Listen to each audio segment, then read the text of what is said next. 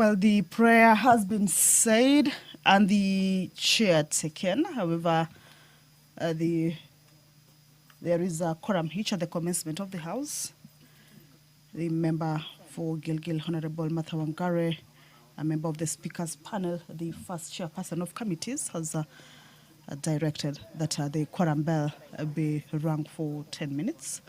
This is, of course, to give room to the members of the National Assembly to be able to make their way into the chamber and join their colleague, and also, most importantly, enable the House attain the quorum for it to be able to commence as provided for in the House standing order. So as we wait for that, we shall continue to take a look at some of the priority business that the members shall this morning transact for this plenary sitting or during this plenary sitting.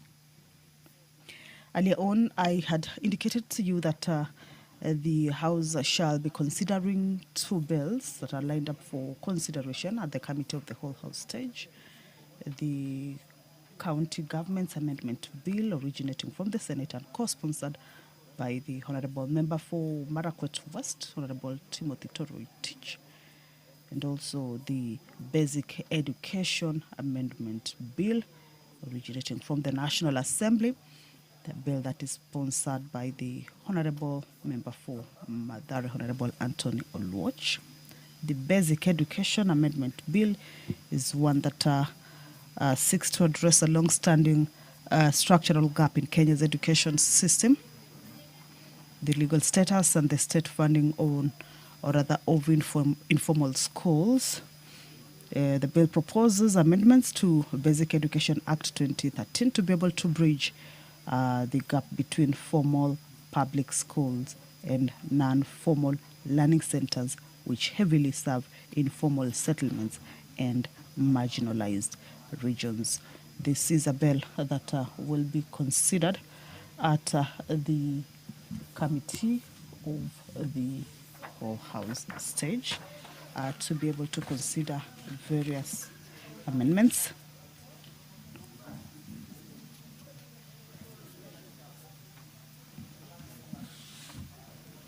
In terms of legal recognition for this particular amendment, it integrates the APBET. This is the alternative provision for basic education and training institutions, schools, directly into the statutory definition of basic education.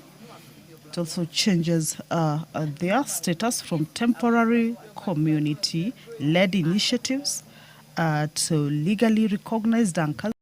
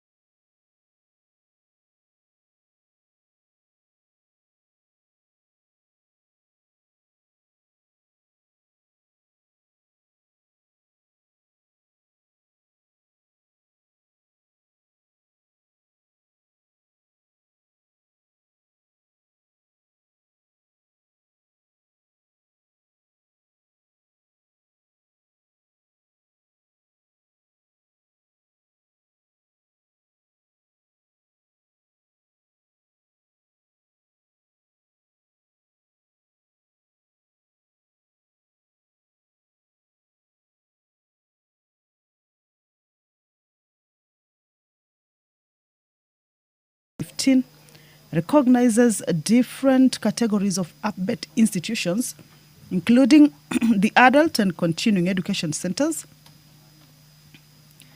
the non-formal education learning centers, the vocational training centers, alternative basic education programs, which are referred to as non-formal schools, or mobile schools, night schools, and home schools. However, presently there is no proper recognition of such schools in the Basic Education Act 2013.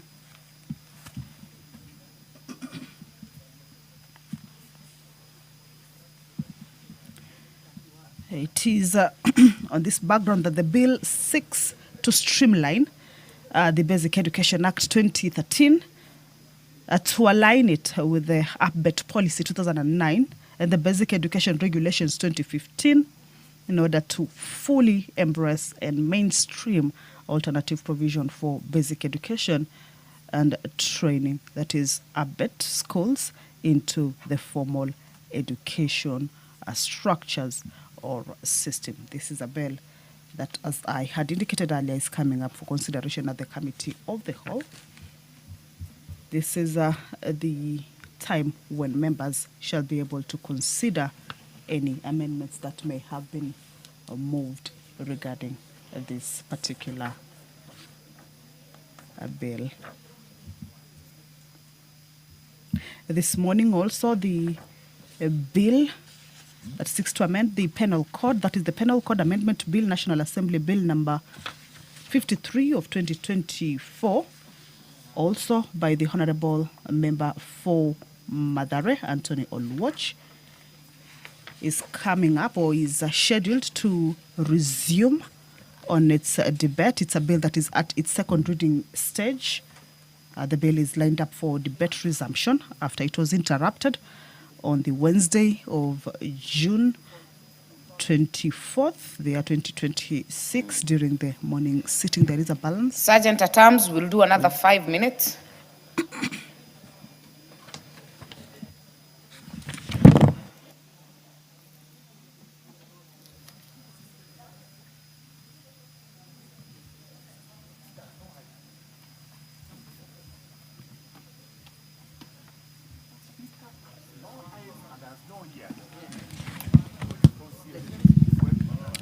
So the quorum bell, there is a further 5-minute quorum bell that has been added for the House to be able to correct. We have seen members walk into the chamber. However, the quorum has not yet been attained. And of course, we shall continue to take a look at the priority business that is lined up for consideration. The Basic Education Amendment Bill, there are amendments that the chairperson of the Departmental Committee on Education intends to be moving following amendments to the Basic Education Amendment Bill 2025 that is at the Committee of the Whole House. Remember, the committee engaged the public on their views to collect their views and table their report with the proposed amendments to the bill and also consider those amendments at the Committee of the Whole House stage. So that is part of the business that shall be transacted this morning. The Penal Code Amendment Bill, originating from the National Assembly, is coming up for a resumption of debate. It's a bill that is at its second reading stage. And the bill seeks to amend the Penal Code to delete Section 266.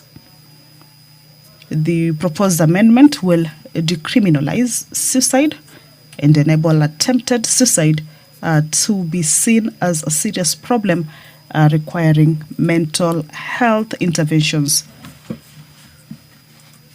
and not be treated as a criminal offense. A bill that once the amendment sails through is that it will decriminalize suicide and enable attempted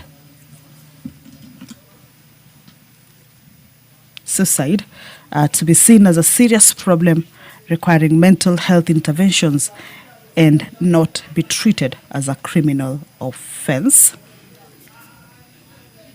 In backing this particular amendment is that the sponsor of the bill indicates that reducing the global suicide rate by 1/3 by 2030 is a target of both the United Nations, the Sustainable Development Goals, and the World Health Organization, that global mental health action and also global mental health action plan. Various countries have committed to taking measures in this direction. The World Health Organization policy brief on decriminalization of suicide provides that an impediment to meeting this goal is the fact that suicide and suicide attempts remain illegal in at least 23 countries worldwide. A decriminalization of suicide and suicide attempts represents one critical step governments can take in their efforts to prevent suicide, and also further that criminalizing suicide will not prevent people from acting on suicidal thoughts, and it simply stops them from reaching out and seeking help in times of acute crisis. So this is a bill that seeks to address that. Honourable members, will begin the proceedings of the House. The quorum has been attained. First order. Allow me to hand you over.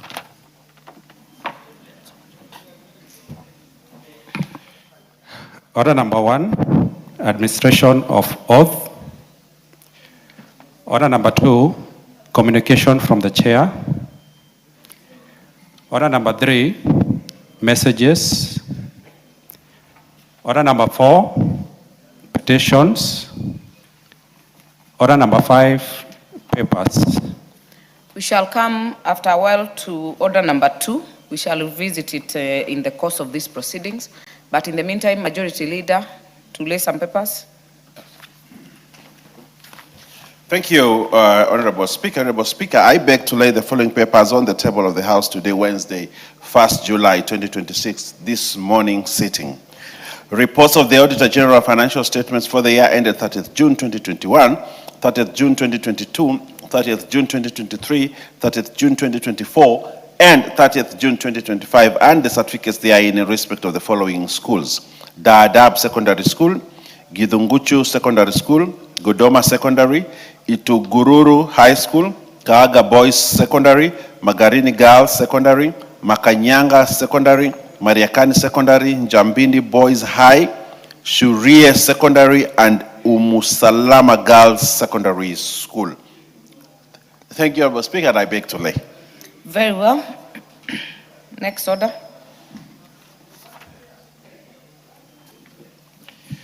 Order number 6, notices of motion.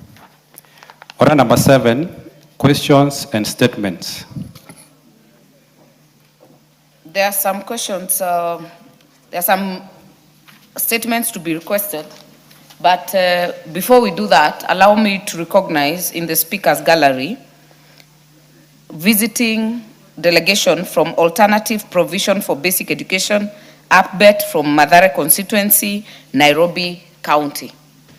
Kindly join me in the House to welcome you to observe the proceedings of the House. I am told you're the guest of the member for Mathare, and because he's the one going first to request a statement, I'll indulge you. Before you request your statement, you can also welcome them. Yes, right now. Thank you, Honorable Speaker. I want to welcome to this House the directors, teachers, and school heads of the Alternative Provisions for Basic Education. The third reading that we are engaging in today is a brainchild of these directors and teachers. This is a process that I began in the 12th Parliament. And during that time, the bill went up to the second reading. Unfortunately, we broke for the 2022 elections before we could get this bill to the stage where it is. I want to thank you very much. There are close to about 3 million students who fall within the alternative provisions for basic education and who are unaccounted for in our basic education system. You appointed me to become the ambassador for alternative provisions for basic education, a role which I took with a lot of vigor, and it has resulted in this bill coming today for the committee stage and hopefully the passage for it then to go to a third reading and assent. Karibu, welcome, and follow the proceedings, and we encourage your students that through the affirmative action that this constitution recognizes, these children are not children of a lesser God. Hopefully, they will also become part of the mainstream children like the other children in the Republic of Kenya. Karibu, and follow the proceedings. Asante. So I may proceed then to go with my statement. Yes, Honorable Member for Mathare, and I want to also congratulate you by the fact this bill has come. I remember in the 12th Parliament, you are very vigorous in championing for it. And it applies to very many provisions, including the right to getting food in the community centers and schools that are sponsored by alternative government and non-profit. And I think this is a very commendable bill that you have brought to this House. Go ahead and request your statement. I thank you, Honorable Speaker. Speaker, I rise to request a statement regarding the rising cases of abduction and missing persons in Mathare constituency. And I hasten to say this has nothing to do with the 25th demonstrations. These are just people who have been missing. I need to make that very clear. Honorable Speaker, pursuant to the provisions of the Standing Order 44-2C, I rise to request a statement from the chairperson of the Departmental Committee on Administration and Internal Security regarding the alarming increase in cases of missing persons within Mathare constituency. Honorable Speaker, in recent weeks, several residents of Mathare constituency have been reported to have disappeared under unclear circumstances. Among them are Mr. Joel Kariuki Mwai, a business person and a former MCA aspirant who was allegedly abducted or went missing on the 18th of June 2026 by armed individuals in civilian clothing around Mashimoni area. There is also Mr. Michael Olo Osura, who went missing on the 19th of June 2026 in Umoja around Caltex. Mr. Maximilian Kiarie, who was reportedly abducted on the 20th of June 2026 by individuals operating an unmasked vehicle around Kizito Stage in Githurai, and Mr. Abdulaziz Molu, also popularly known as Zozu, a resident of Kiamaikol, whose whereabouts remain unknown and the subject of the demonstration you saw yesterday on TV. Honorable Speaker, the reported incidences have caused great anxiety among families and residents, particularly given allegations that the victims were taken by individuals claiming to be security officers. Efforts by families to obtain information from relevant security agencies regarding the whereabouts of the missing persons have reportedly yielded no information. Honorable Speaker, it is against this background that I request for a statement from the Chairperson, Departmental Committee on Administration and Internal Security on the following. One, the whereabouts and welfare of Mr. Joel Kariuki Mwai, Mr. Michael Olo Osura, Maximilian Kiarie, and Abdulaziz Molu, aka Zozu. I hasten to add, Honorable Speaker, that one of them I saw on the mainstream media has since been found, for which I am very grateful as Member of Parliament, and so we are still pursuing the other three. Two, whether any unit of the National Police Service, the Directorate of Criminal Investigations, or any other state agency was involved in their arrest, detention, and disappearance. And three, the measures being taken by the Ministry of Interior and National Administration to investigate these incidences, prevent arbitrary abductions if indeed they are, and if not, or any enforced disappearances, and safeguard the rights and security of residents of Mathare constituency and the citizens of Kenya. I thank you, Honorable Speaker. Honorable Tongoyo, this is to your committee.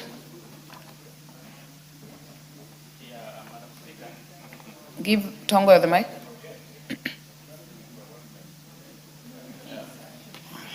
Madam Speaker, considering that the House is going for recess tomorrow, I can get the response immediately the first Wednesday when we resume back. But considering the importance, sensitivity of the matter, the sooner I get the response, I can also as well send to the member. Honorable Mwago, is it on the same? Thank you, Madam Speaker. I wish to join my colleague and my neighbor from Mathare constituency in seeking for a clear statement from the concerned committee, because there have been increased cases of abductions in Nairobi, and you know the volatile nature of Nairobi, which has caused protests that have led even to death of one person, and the youth are still protesting. They are demanding for the release of Zizu and the other people who are missing. So we'd like the Interior, the administration and Interior Security Ministry to actually tell us what's going on and produce those people so that we can mitigate more deaths, because people are still protesting, people are still very angry on the ground. Given the nature of Nairobi as of now, you have made your point. We don't really need. You have made your point, Honorable Mwago, because this was Honorable Oluoche's statement. And I think, Honorable Tongoyo, yesterday, you indicated that the meeting you were to have with the CS and the security organs did not kick off.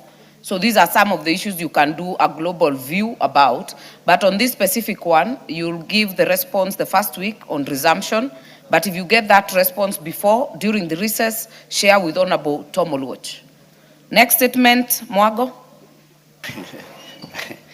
Thank you. Thank you, Madam Speaker. Thank you for giving me this opportunity to seek a statement from regarding the perennial fires at Gikomba Market. Honorable Speaker, pursuant to the provisions of Standing Order 44-2C, I rise to request for a statement from the chairperson of the Departmental Committee on Administration and Internal Security regarding status of investigations into perennial fires at Gikomba Market. Honorable Speaker, on the 21st June 2026, a fire broke out at Gikomba Market, resulting in the deaths of at least 2 people, injuries to several persons, and the destruction of property worth millions or rather billions of shillings at Gikomba Market. Gikomba Market has suffered numerous devastating fires over the years, including incidents in 2015, 2018, 2020, 2021, 2022, 2024, and twice in 2025, and the recent one that broke out in 2026, with each incident causing extensive destruction to businesses and livelihoods. Despite investigations and assurances by the government that measures would be implemented to address the root causes of the fires, the market continues to experience the recurring fires. Previous investigations have attributed some of the fires to faulty electrical installations within the market. However, reports emerging from the latest incident indicate that there was no electricity in the affected section at the time of the fire broke out, raising concerns regarding the actual causes of the recurring incidents. The frequency and circumstances surrounding the fires have raised public concern and suspicion that some of the incidents may possibly indicate arson. Honorable Speaker, it is again in this background that I seek a request for a statement from the chairperson of the Departmental Committee on Administration and Internal Security on the following. A. The status of investigations into the fire that occurred at Gikomba Market on the 21st June 2026, including whether any evidence has been established regarding possible criminal activity, including arson. The findings and recommendations of the previous investigations into the fires that have occurred at Gikomba over the years, and the extent to which those recommendations have been implemented. Measures being taken by the government to permanently address the recurring fires at Gikomba Market, and plans by the government to compensate the families of the victim and the affected traders, and to facilitate restoration of business operations within. I thank you, Honorable Speaker. Honorable Tongoyo, again, this goes to you. Also note that this is not the first time this issue of Gikomba has come to the floor. It has come over and over. It's a recurrent issue. So as you seek the statement, you seek to address the recurrence of these incidents? Obliged Speaker, but it's also important to note that majority, like what happens in these markets, there are shared functions. Actually, majority of markets are being run by the county governments. So it may be something that may need a concurrent or by also the county governments on the matters, mitigations, and long-term solution to this. When do you bring the response? I can do the first week on resumption. And remember, under Article 125 of the Constitution, you can seek an answer from anyone, including the county government. It's true. It's true. Yeah, well, yeah. Thank you. So first week on resumption, Mwago. Okay, to add on to what the chair has said, this issue of Gikomba fire, as much as it falls under the county government, has always been brought to the national government attention, and the president of the country has even gone to Gikomba and addressed it. And there was one time he advised that the land should be gazetted and a title deed issued. That has not been forthcoming. He actually... Honorable Mwago, you've already made your point. I have ruled on when this should be done. I have guided the chair on Article 125, Article 189 on cooperation of the two levels of government, ensure that we get this to the floor of this house. Then when the response comes, we can indulge on further questions if it is not sufficient.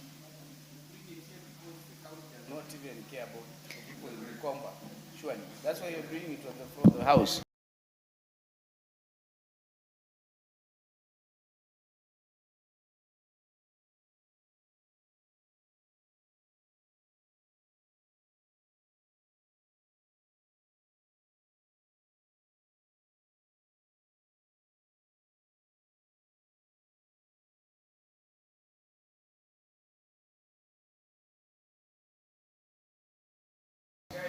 Because we've tried... Provisions of Standing Order 44.2c, I rise to request for a statement from the Order 44.2c. I rise to request for a statement from the chairperson of the Departmental Committee on Energy regarding the prolonged delay in the repair and replacement of faulty electricity transformers in Kuresoi South constituency. Honorable Speaker, access to reliable electricity is essential for economic development, education, healthcare, and the general well-being of citizens. However, communities in several parts of Kuresoi South constituency have experienced prolonged power outages due to faulty transformers that have remained unrepaired and replaced for extended periods of time, despite the matter having been reported to the relevant authorities. The affected transformers includes Kabongoi Primary School, Kamwarot Secondary School, Chebara Secondary School, Timbualo, Trigoi, Chenuku, Kabrengero, Gorova, Lendang transformers. It is reported that some of these transformers were declared faulty and reported for repair and replacement more than 2 years ago, while others have remained non-functional for periods ranging between 6 months and 1 year. Consequently, households, schools, business, health facilities, and other electricity consumers within the affected areas have endured prolonged interruptions in power supply, adversely affecting livelihoods, learning, service delivery, and economic activities. Honorable Speaker, it is against this background that I request a statement from the chairperson of the Departmental Committee on Energy on the following. Number one, a report on the state of transformers serving Kambongoi Primary, Kabungorot Secondary, Timbualo, Trigoi, Chenugu, Gorova, Lendang, Chebara, including the dates when the faults of transformers were reported and the action taken to date. Number two, factors that have contributed to the prolonged delay in repairing or replacing faulty transformers, particularly those that have remained non-functional for more than 2 years.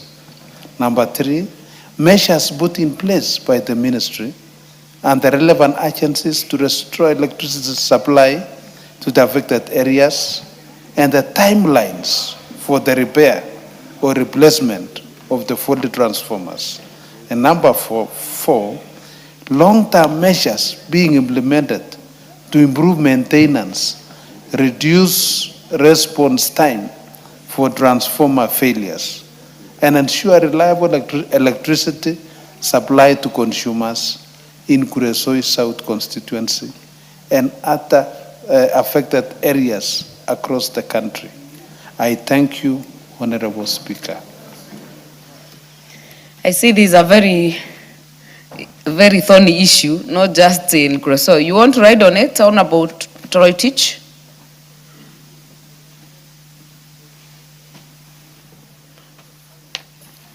Thank you, Honorable Speaker. Honorable Speaker, the issue raised by Honorable Tonoi cuts across.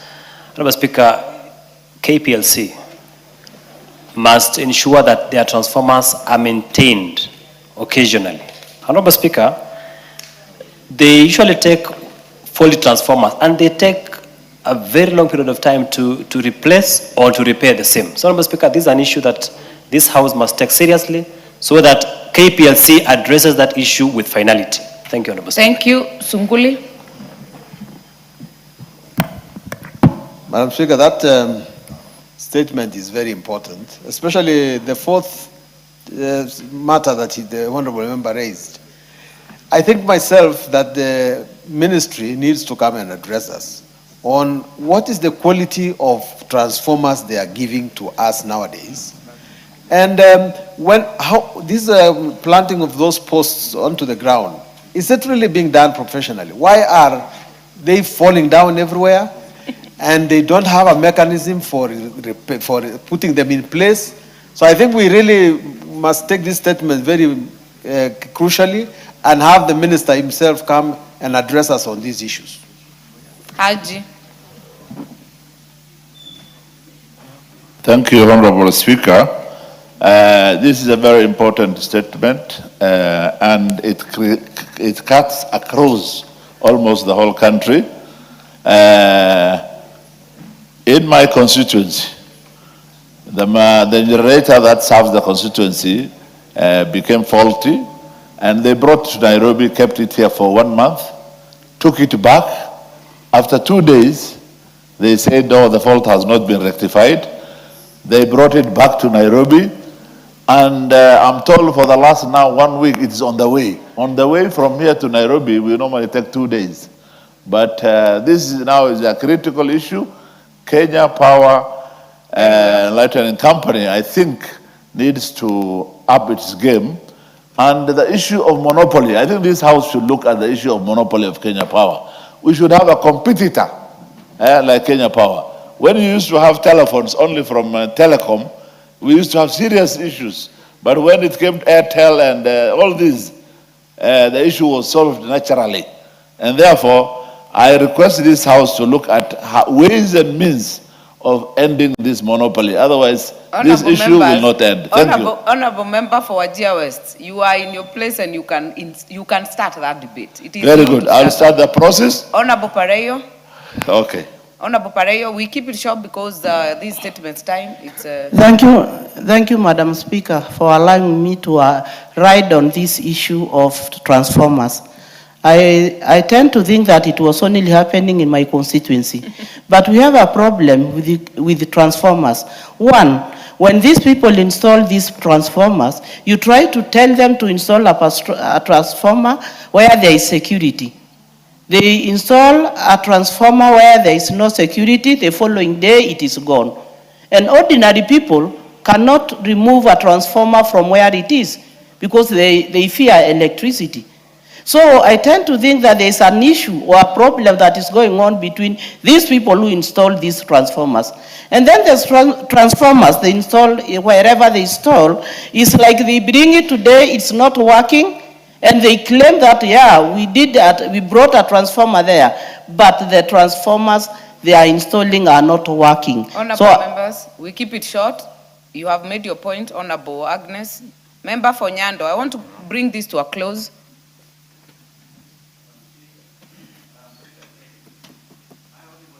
No, your mic is not okay.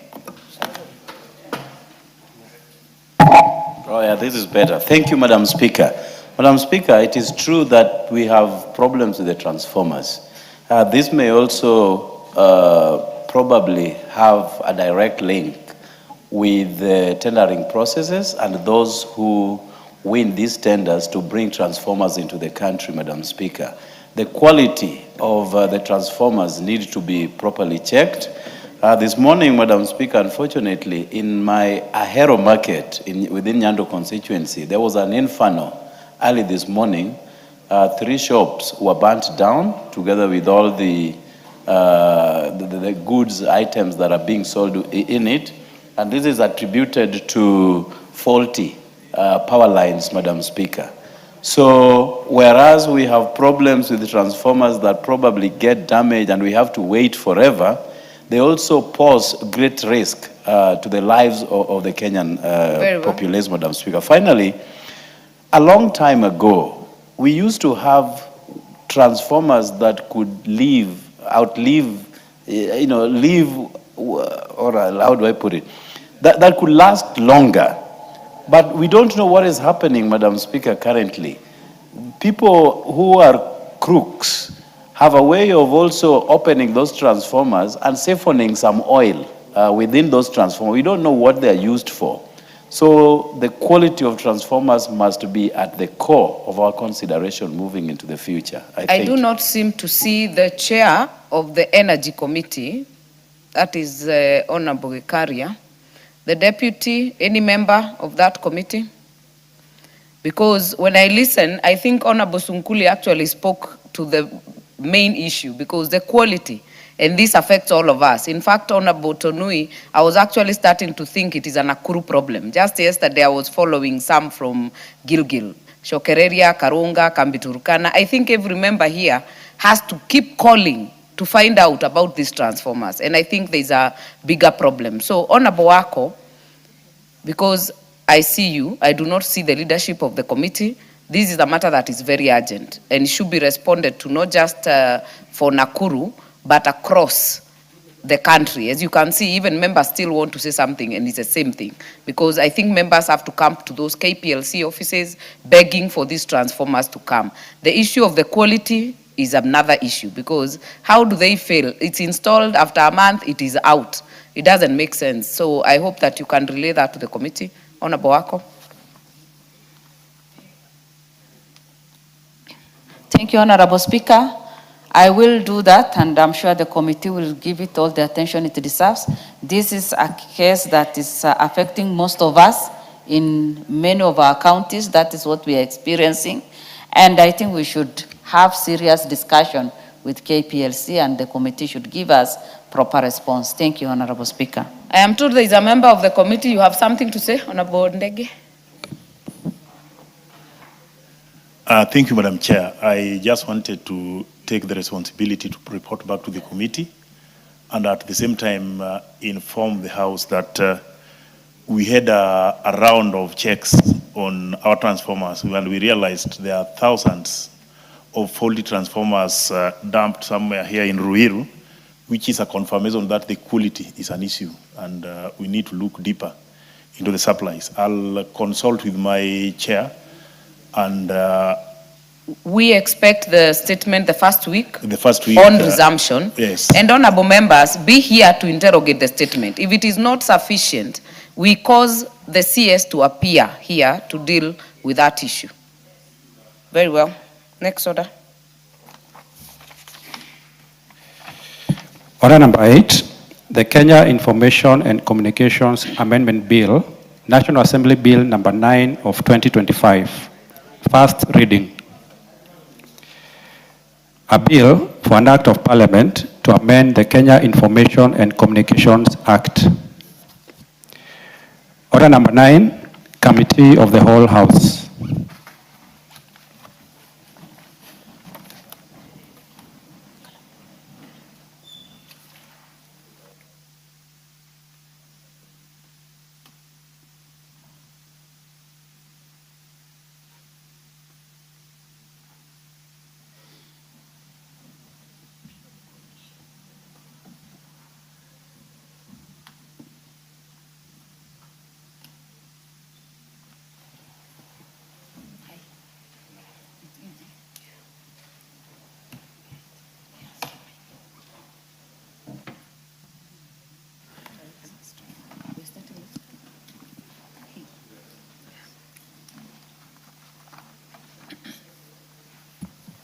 Honorable members, we are now in the committee of the whole House to consider the County Government's Amendment Bill, Senate Bill number 25 of 2023. Clause 2. I propose the question that Clause 2 be part of the bill. Doesn't have amendments. Does it? Yes, there's a proposed amendment. Mover to move. Who is moving? Honorable Tongoyo? Who is the owner of this? Is it Honorable Toroitich? All right, you have a proposed amendment? Yes. Madam Chair, I propose to move the amendment in clause 2 of the bill as appearing in paragraph A, B, and C. And the discussion, Madam Chair, is that we wanted to have the removal of the county executive to mirror what is happening at national level. So that when you are introducing, you don't necessarily require a higher threshold. We do, to introduce it, we need a quarter. Then, of course, progressively, 2/3, when now you set them in the plenary of the county assembly, where now they to set the committee to investigate the conduct, and 2/3 to remove, so that the county assembly members cannot be, of course, jeopardized in their role of oversight role, Madam Chair. Very well. I propose the question that clause 2 be amended as proposed by the Chair Administration Committee. Honorable Toroitich, kindly use the intervention if you want to speak on any amendment. Thank you, Honorable Chair. Chair, the proposal under the proposed, first of all, Honorable Speaker, this is a Senate bill. And there was wisdom in trying to amend the provision that currently provides that the requirement to initiate the process of removing a CEC is 1/3 of the members of the county assembly. Honorable Chair, we proposed to 2/3, to increase that threshold to 2/3. Honorable Speaker, this committee has reduced to a quarter. Honorable Speaker, if I give an example, if a county assembly has 30 members of the county assembly, the current provision as it is under the County Governments Act is you need 1/3. A third of 30 is 10. Honorable Speaker, we propose to increase it to 2/3. 2/3 of 30 becomes 20. Honorable Speaker, this committee has further reduced the process to initiate removal of a CEC to a quarter, to 8, if it is 30. A quarter of 30 is 7.5, that is equivalent to 8. Honorable Speaker, in my opinion, this lowering of this threshold would be subject to abuse. Honorable Speaker, would bring instability in county governments, would initiate arbitrary removal of CECs.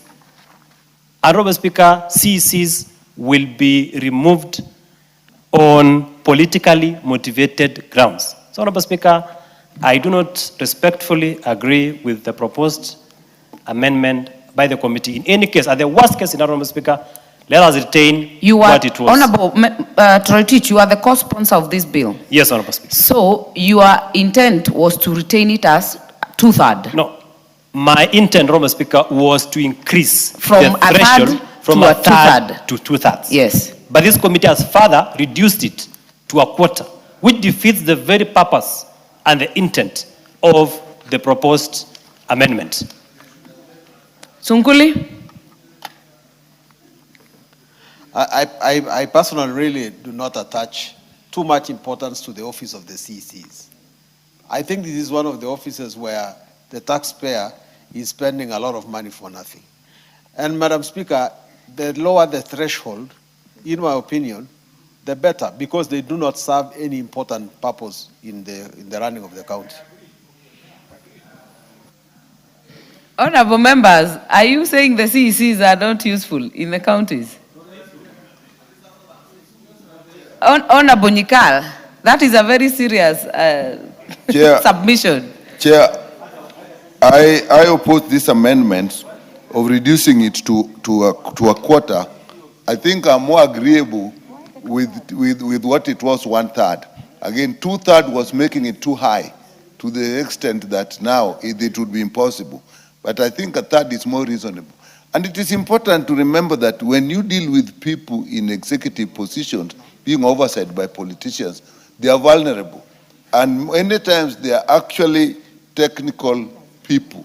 And what technical people do when they feel threatened is actually refuse to act or let things go wrong.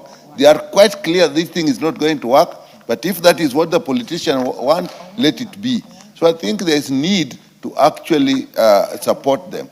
So mine would be actually to propose, if it's possible, to do further amendment, because if we just propose this, then it goes to 2/3 where it was, which I think is too high. Very well. I would propose that if the mover is agreeable, put it back to 1/3 where it was. Honorable Nyikal, you have actually touched on the issue. If this amendment is lost, the one that takes it to a quarter, we revert back to the way the bill is worded to 2/3, not 1/3. The 1/3 is no longer there because the bill is amending to 2/3.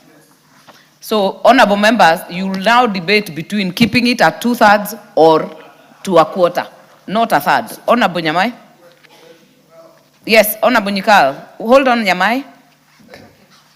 It is possible that if the mover is willing, they can do a further amendment and now bring the 1/3. Your mic is lost. Now it is yes, back. It's back. It's possible we can do further amendments and bring it to 1/3. What you have done, it was 2/3. Then we said, let's bring it to 1/3. And what we did now is say we reduce it to a quarter. Now, if you reject a quarter, you actually now go back to the 2/3. So the whole thing is lost. So I'm proposing Member for Seme. Yes. The initial bill has 1/3. Yes. The proposed amendment has busting it to 2/3. But the proposed amendment by Honorable Tongoyo takes it to a quarter to introduce. So 1/3 is no longer there. That's what I'm saying. Yeah. Unless it's a further amendment. Yeah, that's why I'm asking for a further amendment from Honorable Tongoyo from a quarter to 2/3, which actually just takes us back to where we are. But the way it has been done, if we now defeat this bill, then we just now go back to 2/3. So I think 1/3, as was proposed in the proposed amendment, is actually the best. Honorable Nyamai. Thank you, Chair. Chair, I would like to request the mover to agree with 2/3 so that we are able to support professionals. And also knowing very well that normally governors start very well with their CECs, and then midway, because of politics, because of other interests that we would not want to discuss here, things change, and someone may be forced to act contrary to the law. So I would like to ask the Honorable Tongoyo if he can stick to 2/3. Thank you, Honorable Chair. Very well. Nyatike, are you on this? I stand to support 2/3. We know which hunting, which do happen at the county level. And if we lower this one, no work will happen down there. And blackmail will be the order of the day. So I support 2/3. Kajwang? Madam Speaker, laws must be consistent. 2/3 is not known to law, except everywhere you look, even for women representative or gender equity or composition of the House, you can't reach 2/3. You can't reach 2/3. There's no office anywhere. There is no law, I can tell you, which requires that people should have a threshold of 2/3. And so you are just making it impossible. You're just making it impossible to supervise these people. Make something which is reasonable, but which is more difficult for the governors to joke with these people, but yet something which we can supervise in this House. So, Honorable Tongoyo, Honorable Nyikal has given you the way forward. Give us a further amendment which is reasonable so that we can vote this thing. 1/3. And honorable members, from my understanding, Honorable Toroitich, this threshold is not for the final vote removal. It is for the initiation of the process to remove. Because I think we are confusing the two, because there is a further section that speaks to the actual vote, which we have already set in this house, in the national laws, of a CS, of a president, a deputy president, to be a 2/3. But the initial supporting signatures, that is the issue we are debating. Okay. Yes, Honorable Tongo, before I put the question. Madam Chair, I think you actually, members are losing the point. We are trying to, if you look there further down, B and C, it progressively now states that after introducing, you are just initiating the issue of impeachment, we make it 1/3 to make it easy and possible, because these CCs are doing oversight. And McHugh, that is exactly what is happening in this house. When you want to introduce the issue of impeachment of a minister, you require the same ratio. Now, when you go now to the plenary of the assembly, we make it 2/3.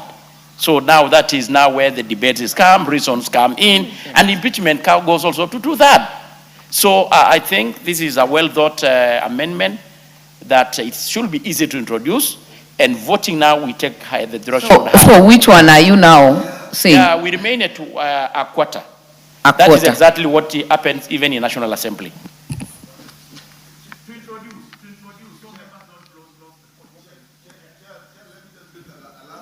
Yes, you can.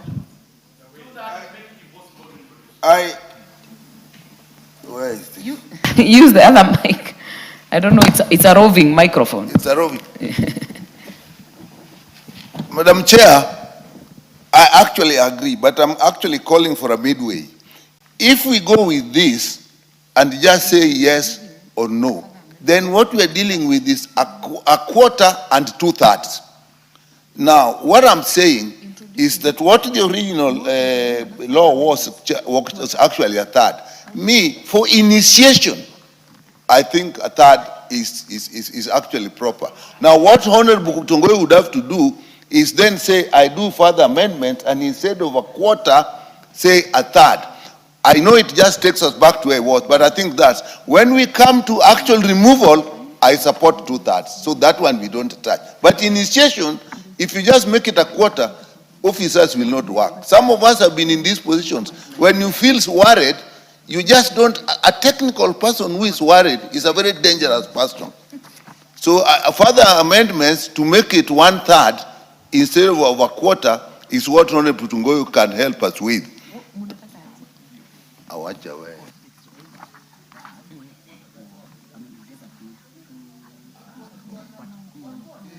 Unless you do a further amendment. It's easy, because that's what happened in National Assembly. Honorable Toroitich. Honorable Speaker,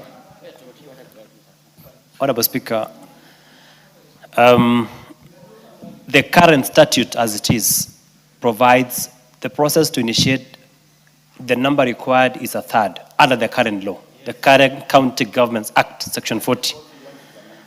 Honorable Speaker, I had proposed to increase the threshold to 2/3, but the committee has proposed a quarter, which, Honorable Chair, reduces the number further required to initiate the process of removing a CC.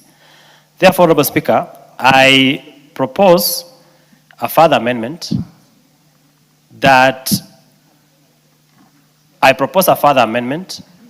to have the number required to introduce the impeachment of a county executive committee member to a 1/3.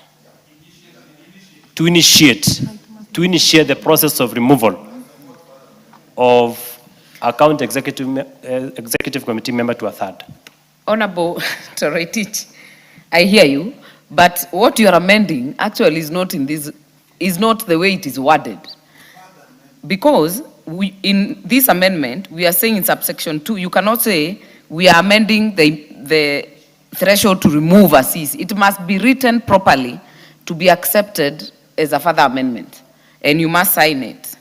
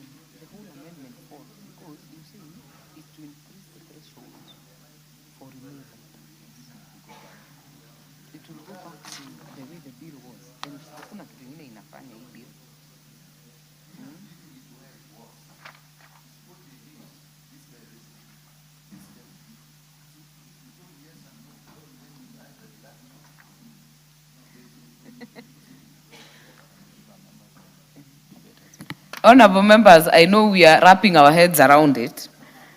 Maybe we can hear the very good discussions from Honorable Nikal. But if you ask me, from my reading of the amendment, and if we revert back to a third, then there is no amendment until section C, which strikes out majority to 2/3. That is the actual vote on the plenary.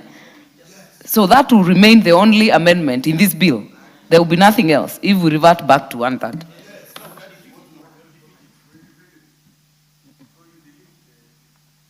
Not defeated. Not defeated.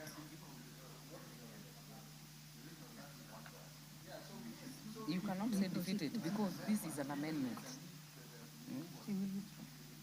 Hata akiwithdraw itabaki aje? It has to be his amendment that is withdrawn on the bill. Which amendment? Which one? So A and B goes. Yes, Honorable Kajwang. Probably I will whip the House to defeat that amendment, and then we go paragraph by paragraph, so that when we come to C, we approve it. Simple. Yeah. Either he withdraws or we defeat it, and when we come to C, we approve it. It will sit with the same thing.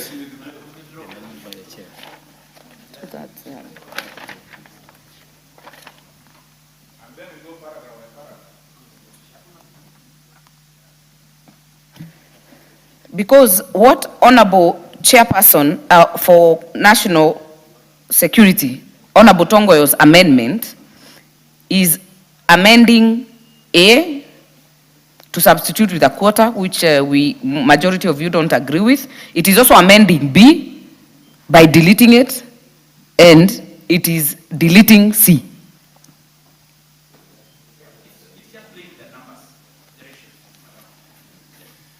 Yes. Yeah, I know it is very simple, Madam Chair. The only point of departure here is one, is introducing, when you're setting the motion of impeachment. And Madam Chair and my colleagues, we wanted it to mirror exactly what happened in this House, so that it does not become almost impossible for these MCAs to do their oversight. Of course, when it comes to the plenary, traditionally it sets the committee to investigate, which now they take the threshold to 2/3. Of course, it will come now to the voting, which will put it at 2/3. And largely, what we are actually, the point of departure here, the proposal of the motion wanted to make it very hard. The threshold of 2/3 make it almost impossible for an MCA to get that number. And I think I hear what Nikal was saying, that we can take it to 1/3, which is exactly what it is under the current laws. But also realize, if you are comfortable with that one, it is the move of the motion. Honorable Tongoyo, yes. Honorable Tongoyo, Honorable Toroitich does not have an amendment on this floor. Yes. What he has is the bill. Is the bill. And he cannot purportedly withdraw the bill unless you drop the bill and, yes, you do not have amendments on the floor. So you can only, honorable members, debate on the amendment by Honorable Tongoyo in relation to the bill as moved by Toroitich. And Honorable Toroitich's bill is 2/3. Honorable Tongoyo's is a quarter.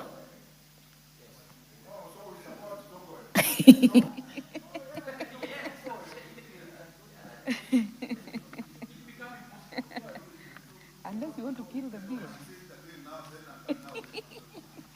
Very well. I think, yes. We have spent enough time on this. It is important, it's posterity. Yes. Yeah, I mean, if you spend a day just doing this, it's still important. You see, if everything goes as it is, then what is going to happen is the initiation will drop to a quarter.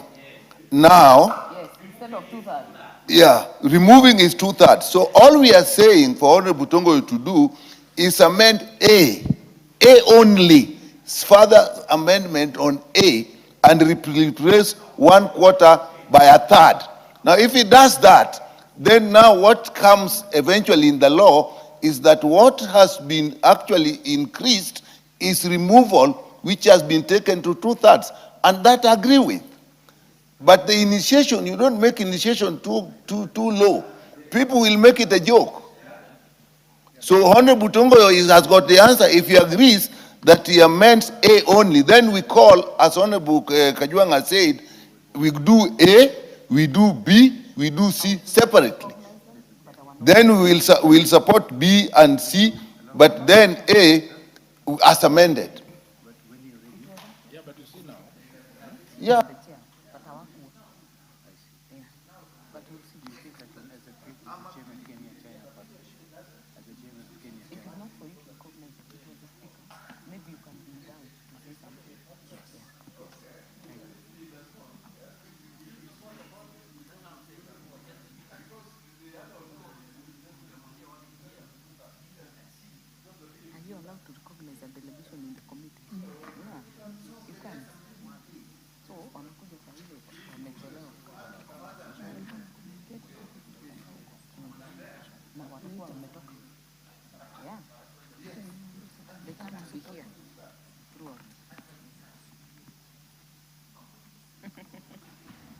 Honorable members,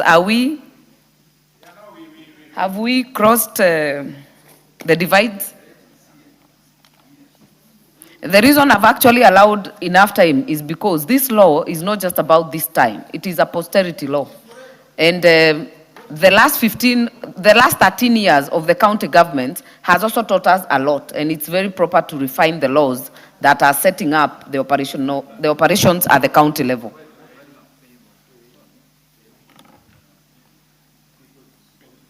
Toroitich. Honorable Speaker,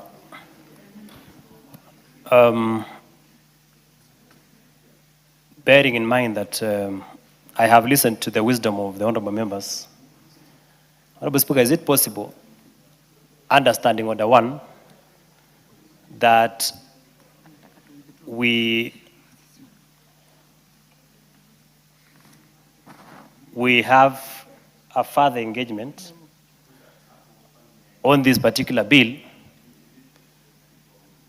so that the bill can be recommitted back? Honorable members, I think we've spent almost 30 or so minutes already debating this. It will be very unfortunate for this bill to go back, yet it is a very simple amendment. Honorable Tongoyo, if you ask me, to go back will be having wasted the time of this house, so to say. I actually implore on you to ensure that we deal with it because we've already taken so much time on it. Because I can see Nikal and learned senior counsel there, the Chief Justice. Members, there is nothing wrong or extraordinary in this. There is nothing wrong to make it easy to introduce and make it high threshold when you go now to the real issue. of looking the merits and demerits of impeachment. And I think I had made it clear to the House that we wanted exactly to mirror what is happened in the National Assembly, which is at a quarter, then progressively we build the numbers. So I implore the House to accept the amendment so that we progress and move forward. There is nothing that holds anywhere in this House later, if they feel fit, to reintroduce any amendment that may be considered necessary, Madam Chair, so that at least we move forward. And I call upon you, Carl, we support the committee position so that there's nothing hold this House. The House is going to be there into the future as well.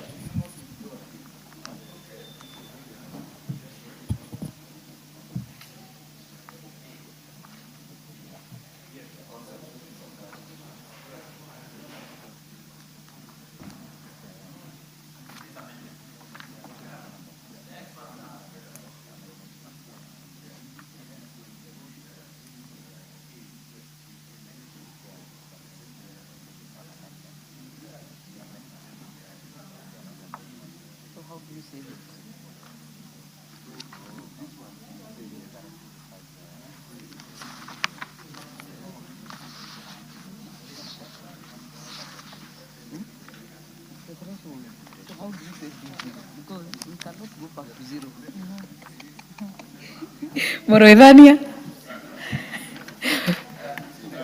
without introducing a new angle, go ahead, member for Buri. You know, this bill that has been brought forward by my very good friend, Mr. Rotich, stands to fail totally if we don't take some action. And the only opportunity that we have is amending as proposed by the chair of Internal Security Committee. Madam Chair, we cannot make it very easy to remove all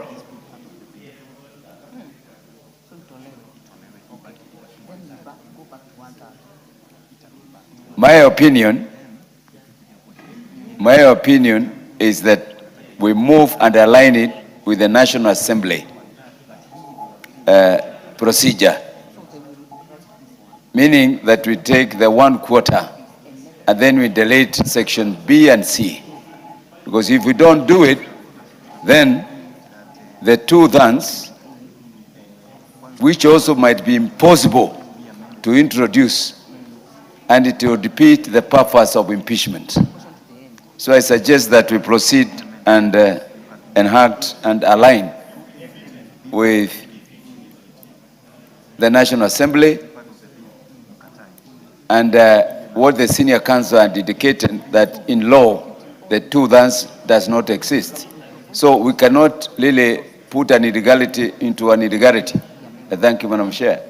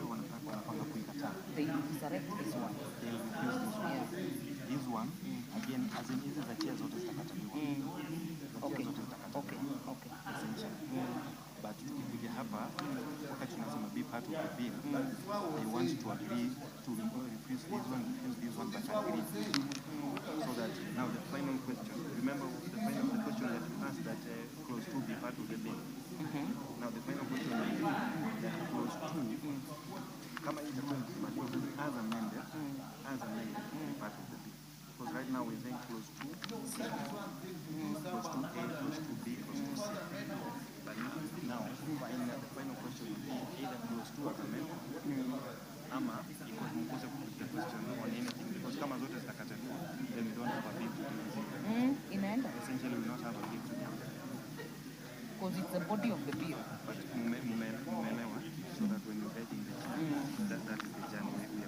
So now, the communication for the House is that we are doing it part by part.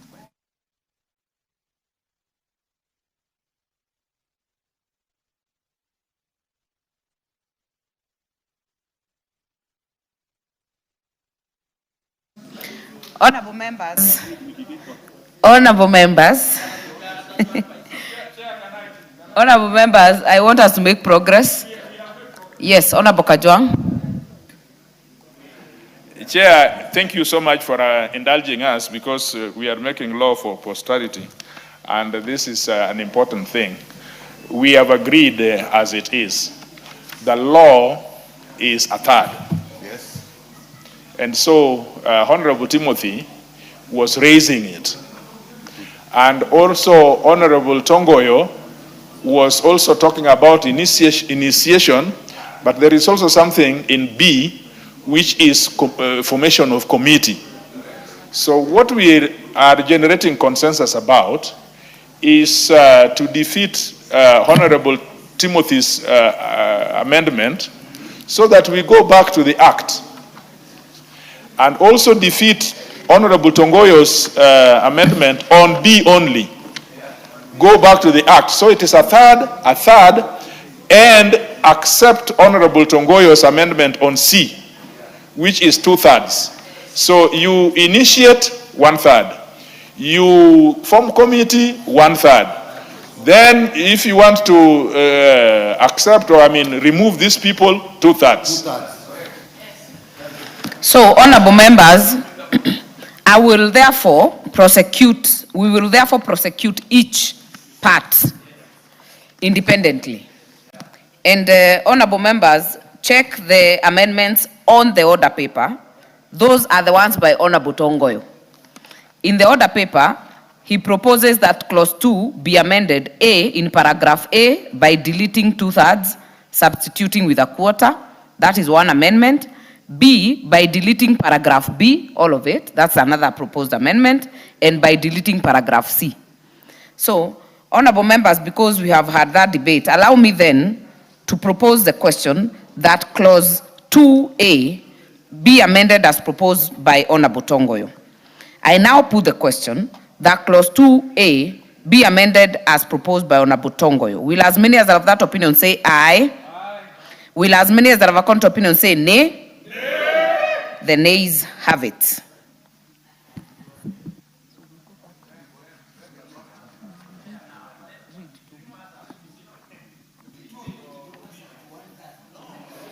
Before the global question, we go to 2B.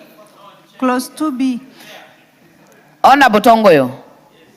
Yes. I'm sorry, it will look a bit confusing. If we defeat this amendment, it will take us back toward the proposal of the bill intended. No, don't, I'm talking, you're not the chair. If we defeat this, it means we revert to 2/3 to introduce it, which makes it almost completely impossible.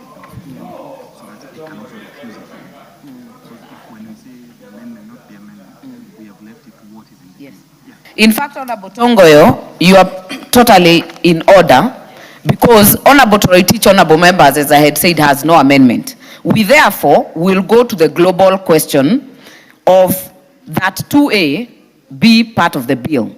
Then if you make a decision to defeat that, then you'll revert back to 1/3. But if you accept, it goes back to 2/3. So, honorable members, I now put the question that clause 2A as amended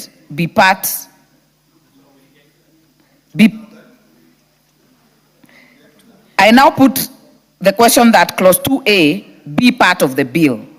Will as many as are of that opinion say aye? Will as many as are of a contrary opinion say nay? Nay. The nays have it.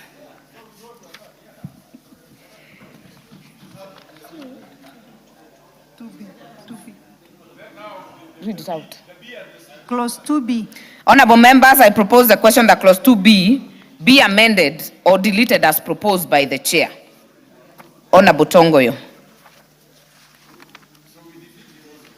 No debate, no intent on debate. I put the question that clause 2B be deleted as proposed by the chair. Will as many as are of that opinion say aye? Will as many as are of a counter opinion say nay? Nay. The nays have it.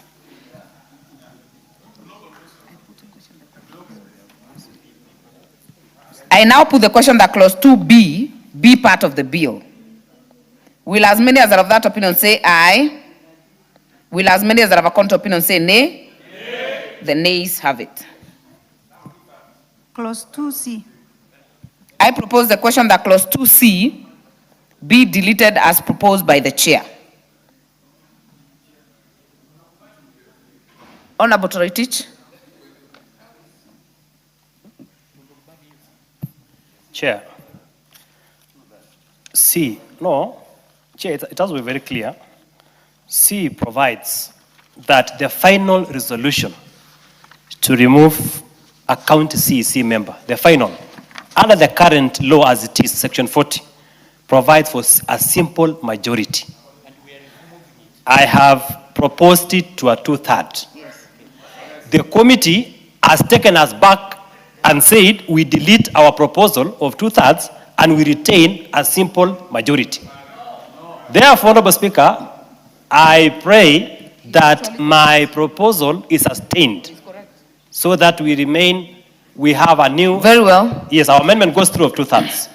Honorable members, Honorable Toritich is right, because his bill is to take it to a 2/3, which we are in agreement if I hear Honorable Tongoyo. So, Honorable members, I therefore put the question that clause 2C be deleted as proposed by the chair. Will as many as are of that opinion say aye? Will as many as are of a counter opinion say nay? Nay. The nays have it. I now put the question that clause 2C be part of the bill. Will as many as are of that opinion say aye? Will as many as are of that opinion say aye? Aye. Will as many as are of a counter opinion say nay? The nays have it. The ayes have it. Honorable members, I know this is confusing, but the import of it, honorable members, is that we have taken the threshold of the actual removal by your aye remains as proposed by the member for Marakwet West, which is 2/3. So it is in order, honorable members.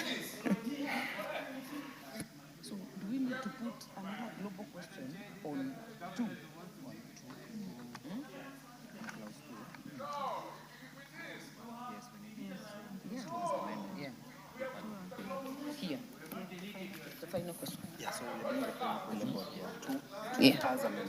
Honorable members, allow me to put the global question that clause 2 as amended be part of the bill.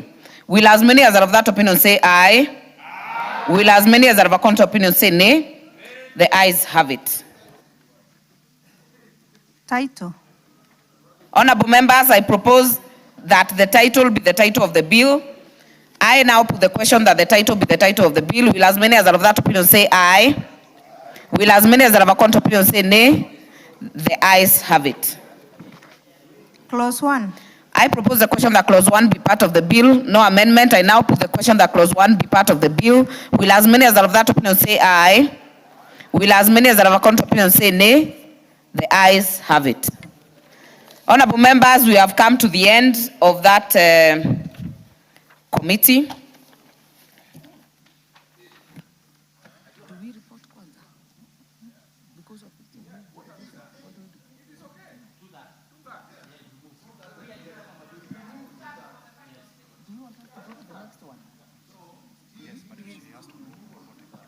Mover to move reporting.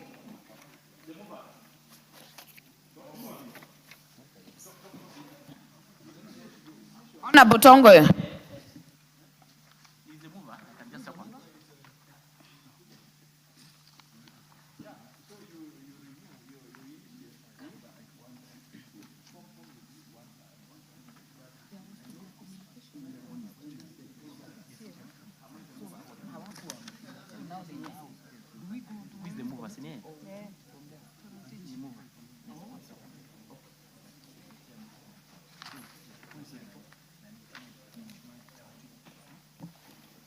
Toritich, are you ready?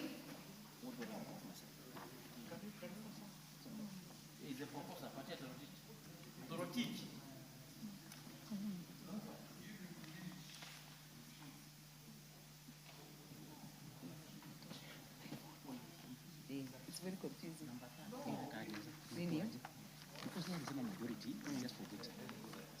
But you see, his amendment is deleting majority and replacing with two-thirds. No, on the bill. Hii ndo bill yake. And they have defeated your deletion. So it stays the way it is on the bill.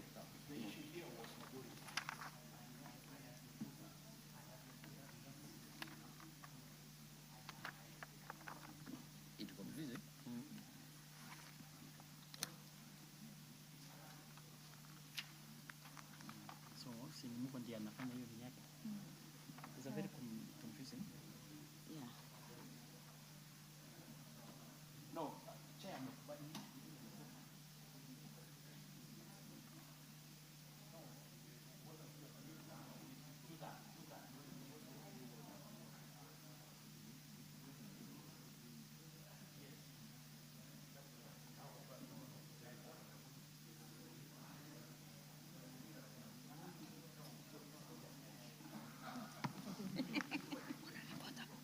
What is happening?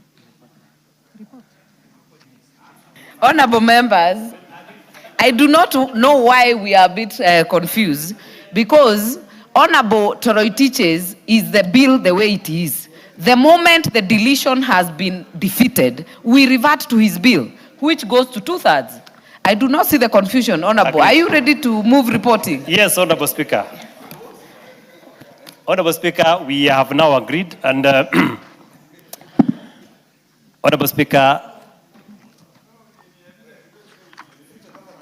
Honorable Chairperson, I beg to move that the committee do report to the House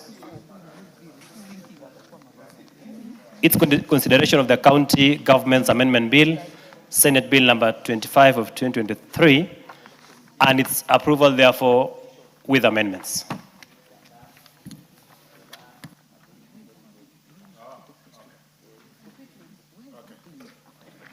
Honorable Speaker, Honorable Speaker, I beg to move that the House do agree with the committee in the said report, and also request. You're moving reporting. Honorable Toritich, you have already moved reporting. I therefore put the question, which is that the committee do report to the House its consideration of the County Government's Amendment Bill, Senate Bill number 25 of 2023, and its approval thereof with amendments. As many as are of that opinion say aye. As many as are of a counter opinion say nay. The ayes have it. Honorable members, we are still in the committee. But before the start of the next bill, allow me to recognize a delegation from the National People's Congress of the People's Republic of China. Honorable members, I wish to introduce to you a delegation from the 14th National People's Congress of the People's Republic of China who are seated in the Speaker's Gallery. They are, number one, Honorable Lu Xinshe, member of the National People's Congress NPC, Standing Committee and Chairman of the Environmental Protection and Resources Conservation Committee. Kindly stand up if I mention your name. We join to welcome you to this house, or they're in the Speaker's row. Honorable Wang Yi, member of the National People's Congress NPC, Standing Committee and member of the Environmental Protection and Resource Conservation Committee. Honorable members, the delegation is accompanied by the Ambassador of the People's Republic of China, Ambassador Guo Haiyan, and the technical team of the committee. They are in the country to further strengthen the long-standing relations between our two parliaments and also hold discussions on matters of environmental protection, renewable energy, sustainable natural resource management, climate change, and green investment. Honorable members, on my own behalf and that of the National Assembly, I welcome them to Parliament and wish them fruitful engagements during their stay in the country. I have been requested by Honorable Shakil to make some statement on the same welcoming note. Honorable Shakil. Thank you, Madam Speaker. Chair at the moment in time.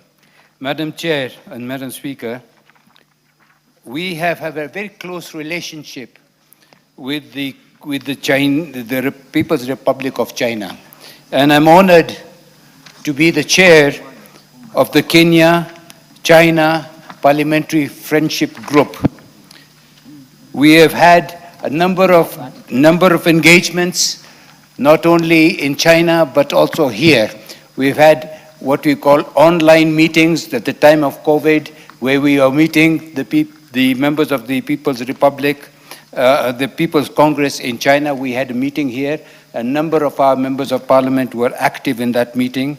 It is a great honor to receive the team, and they will be going on to the Masai Mara. They are here to look at some of the environmental aspects that we have and we've put into force.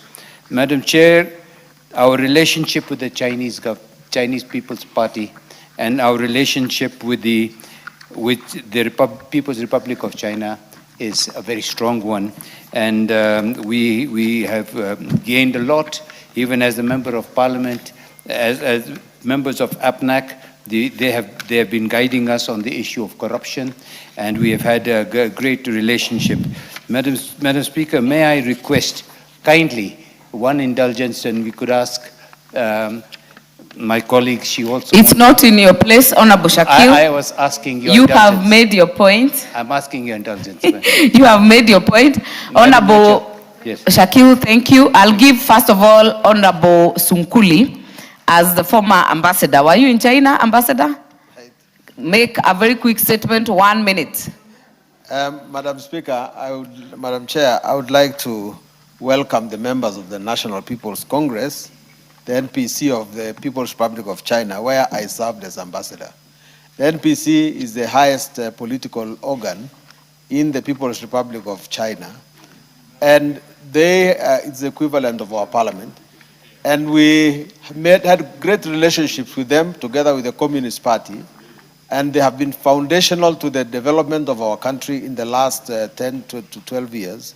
And we want to welcome them to feel at home. And I'm glad that my constituency, or the Great Masai Mara, is one of their destinations. And I hope that many, many more Chinese people will continue making Kenya a destination, both for business as well as for tourism. Very well. Honorable Nyamai, honorable members, we keep it short. Thank you very much, Honorable Speaker. Honorable Speaker, the reason as to why the Honorable Shakil was asking is because we traveled together. I represented the Speaker of the National Assembly, and the Honorable Shakil was the leader of the team because, as the chair of the Kenya-China Friendship Group. I would like to welcome the high-level delegation and say that it's a delegation that is extremely important for us as Parliament and as a country. We value the treatment and the exposure that you give members of Parliament when we visit, and we would like this to continue, and we encourage you to always start with any new Parliament that comes so that Kenya and China can continue benefiting from the relationship within our parliaments. Thank you, Madam Speaker. Thank you very much. Finally, Osoro on this. Honorable Osoro.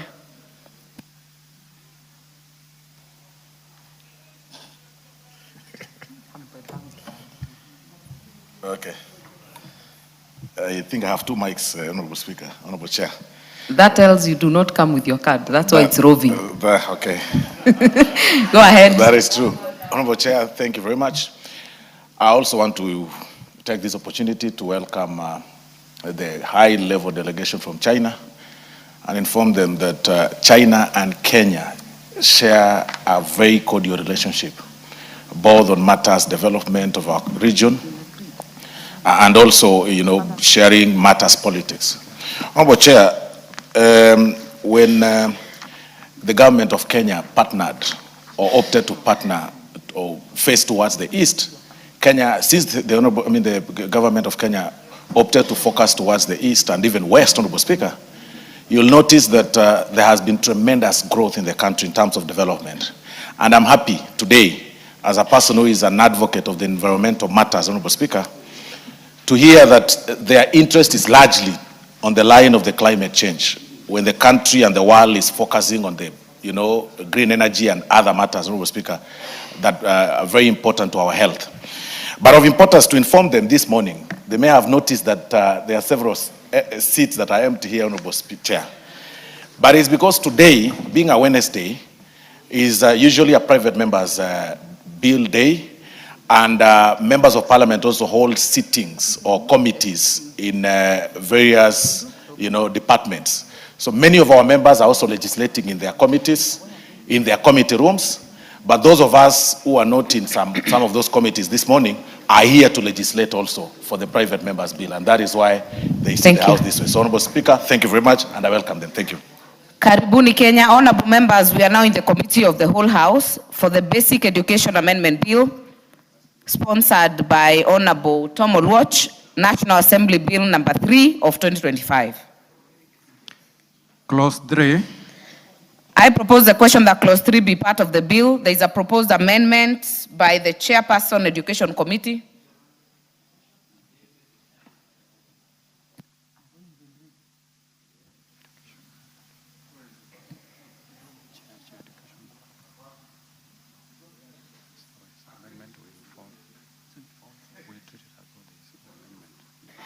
Therefore, honorable members, I will treat clause 3 as though it has no amendment, because the mover is not in the House. Yes, the committee.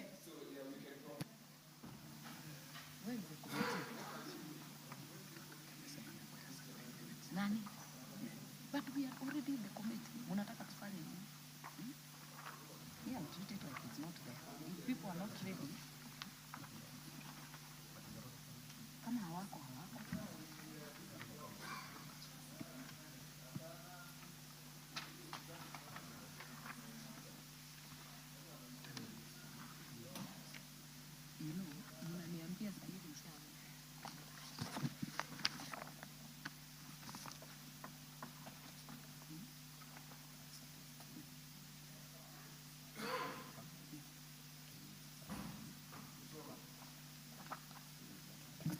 Honorable members have been requested to defer these amendments. We'll go to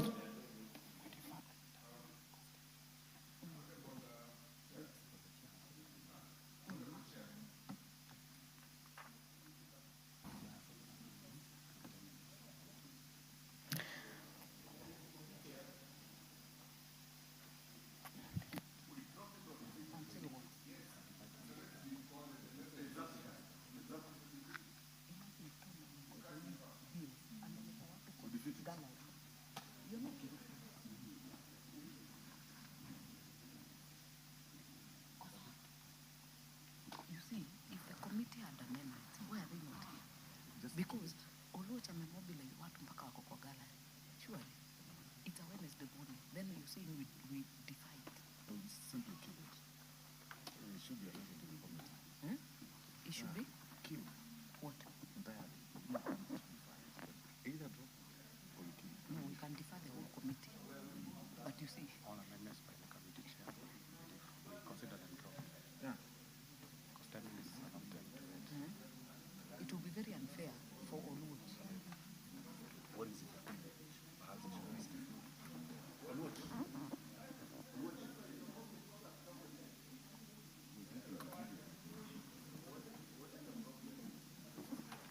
But what's your opinion?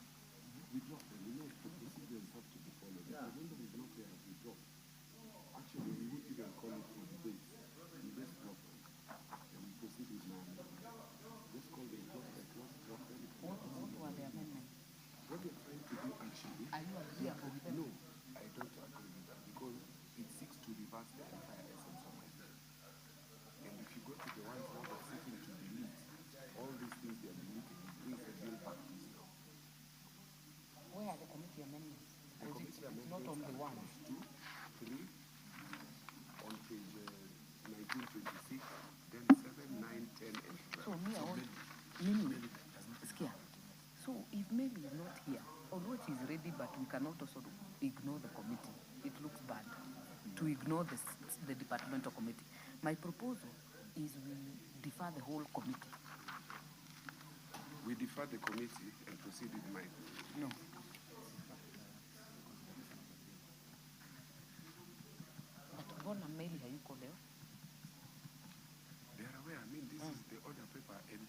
apparently not even a single member of the committee, which is very Hapo strange. iko shida.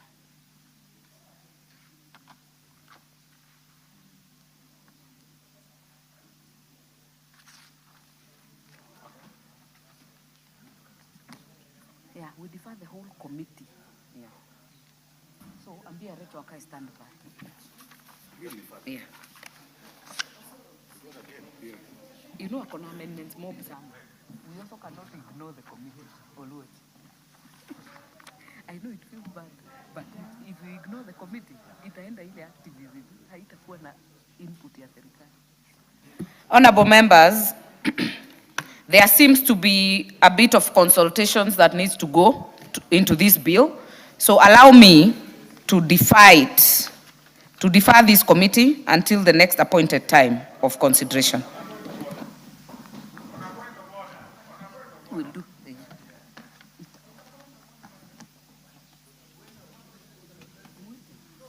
Honorable members, Madam Speaker.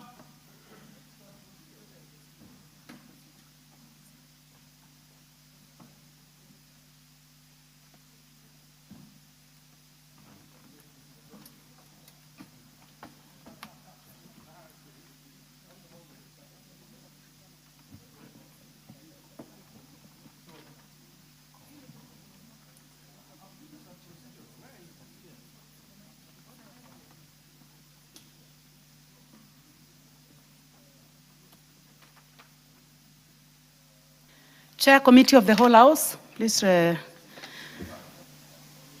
proceed.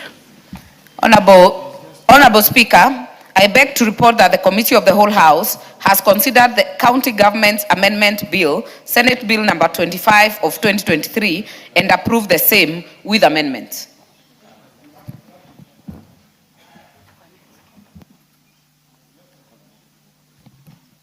The mover? Mover of the bill? Honorable Speaker, I beg to move that the House do agree with the committee on the said report. I also request the Honorable TJ Kajwang to second the motion for agreement with the report of the Committee of the Whole House.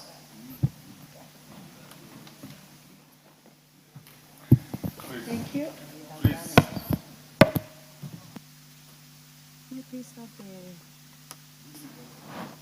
Thank you very much. Honorable members, I propose the question, which is that the House do agree with the committee in the said report.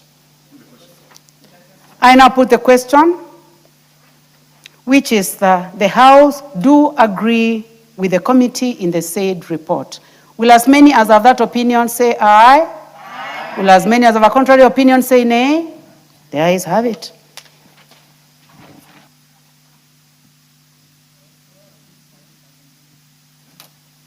I now call upon the mover to move third reading.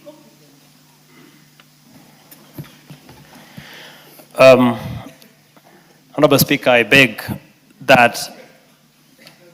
move that the County Government's Amendment Bill, Senate Bill number 25 of 2023, be now read at that time.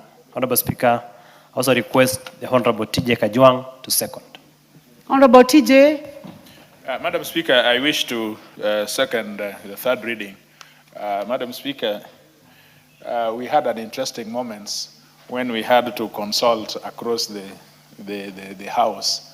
And at the end of the day, Honorable Timothy was gracious enough to understand where we were going, but also Honorable Tongoyo and the member from Meru were very energetic to shape our minds. One thing which came into my mind, age is gold, and being around is a good thing. I'm asking Honorable Timothy to come back the third term. And I'm sure he's going to come, the second term. And I'm sure he's going to come. When he will come, these issues will be very clear. And I also ask those who are watching, some of us who are third termers should be given fourth term or fifth terms. So, because investing in this house is gold, and it comes with age. And I second and it's not in my place, but Honorable Nyekal is itching next to me here. I'm sure you would you know, want to. Honorable Kajang, you are a trained speaker. You're actually a trained speaker, but let me just say that I am going to allow the Honorable Nyekal to make a comment. You know all the rules, and I know that you know that you shouldn't have done that, but I call upon the Honorable Nyekal to make a comment. Propose. What? Before I give you a point of order, can I first of all propose? Honorable members, I now propose the question, which is that the County Government's Amendment Bill, Senate Bill number 25 of 2023, be now read a third time. Honorable Dr. Nyekal. Thank you, Madam Speaker. And please don't talk about the fourth term like your colleague did. Well, it's almost obvious, but let's leave it at that. Now, this is actually a very important amendment we have done. The position of CECs in counties have actually, people have wondered whether they are functioning or not, but I think it is an important position. It is important that they feel stable. What I know, the power play between politics and in the executive has to be looked at very carefully. So when people are in appointed positions, feel unstable, they don't work well. Even if they know things are going to go wrong, they let it go wrong because they are afraid for the positions they are holding. Therefore, this is a good amendment that actually makes that position feel a little wrong, unstable, but also still gives the county assemblies the authority with a little bit of effort to actually sanction them when necessary. So this is an important, and I support in the third reading. Thank you. Ambassador, please proceed.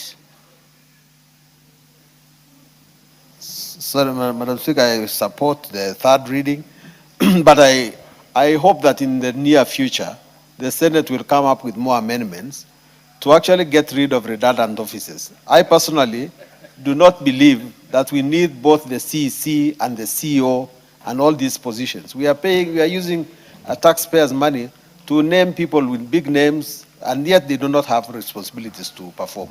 Madam Speaker, I hope that these amendments will come, and I can see that my colleague from Nandi is actually having her hands up because very soon she'll be a governor. But Madam Speaker, she will find that those offices are not useful. The Honorable Mother Wangari, who has also ably chaired the third reading of this bill. Thank you, Madam Speaker. And Madam Speaker, this has been very engaging because it is not just about this time. Since the introduction of devolution, a lot has changed, but the one thing that has remained constant, Madam Speaker, at the counties that we are dealing with is a wage bill. Madam Speaker, we take money and billions to the counties, and when you go to a funeral, a governor has 2/10 of people attending a funeral. They don't even know who is being buried, Madam Speaker. Then accompanied by 20 vehicles of the county. And Madam Speaker, that then makes sure that when you go around the constituencies, you do not see the money that we have ably appropriated in this house. And Madam Speaker, the other issue that we are dealing with is the issue of governors wanting to be senators and senators wanting to be governors.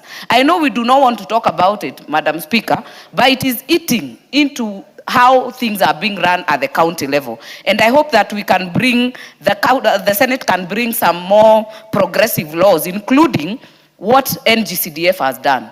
Can we appropriate this money and say 30% goes to health, 30% goes to ECDs, goes to polytechnics? Madam Speaker, that way we'll be able to look at the amount of money that is going vis-a-vis the work that is being done by the county government. But I agree with Honorable Sunkuli that the bulge at the workforce must be dealt with at the counties. Otherwise, we'll just have so many people in the county level that you do not know even what they do, but the work they churn out and the output is almost negligible. Thank you, Madam Speaker.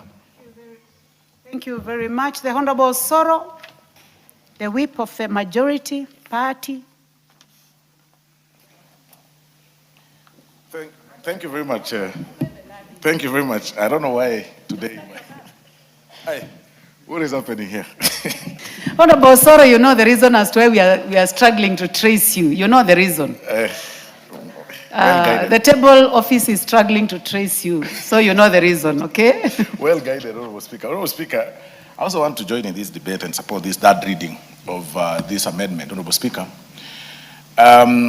Several years post the 2010 Constitution, I think it's about time that we also review what works and what doesn't work, especially how, or rather, matters that pertain the county government, Honorable Speaker. You know, just like the Honorable Mother has said, the ballooning wage bill in the county governments is a challenge here, Honorable Speaker. That you send a lot of billions to the counties, but 90% of it goes to the wage bill. When you talk about the CECs and the CEOs, you forget the fact that those CECs and the chief officers, each of them has been allocated a driver, a PA, I think somebody to carry a handkerchief, another one to carry I don't know what, you know. And I mean, without roles well defined, a chief officer has got about 10 officers behind him or her.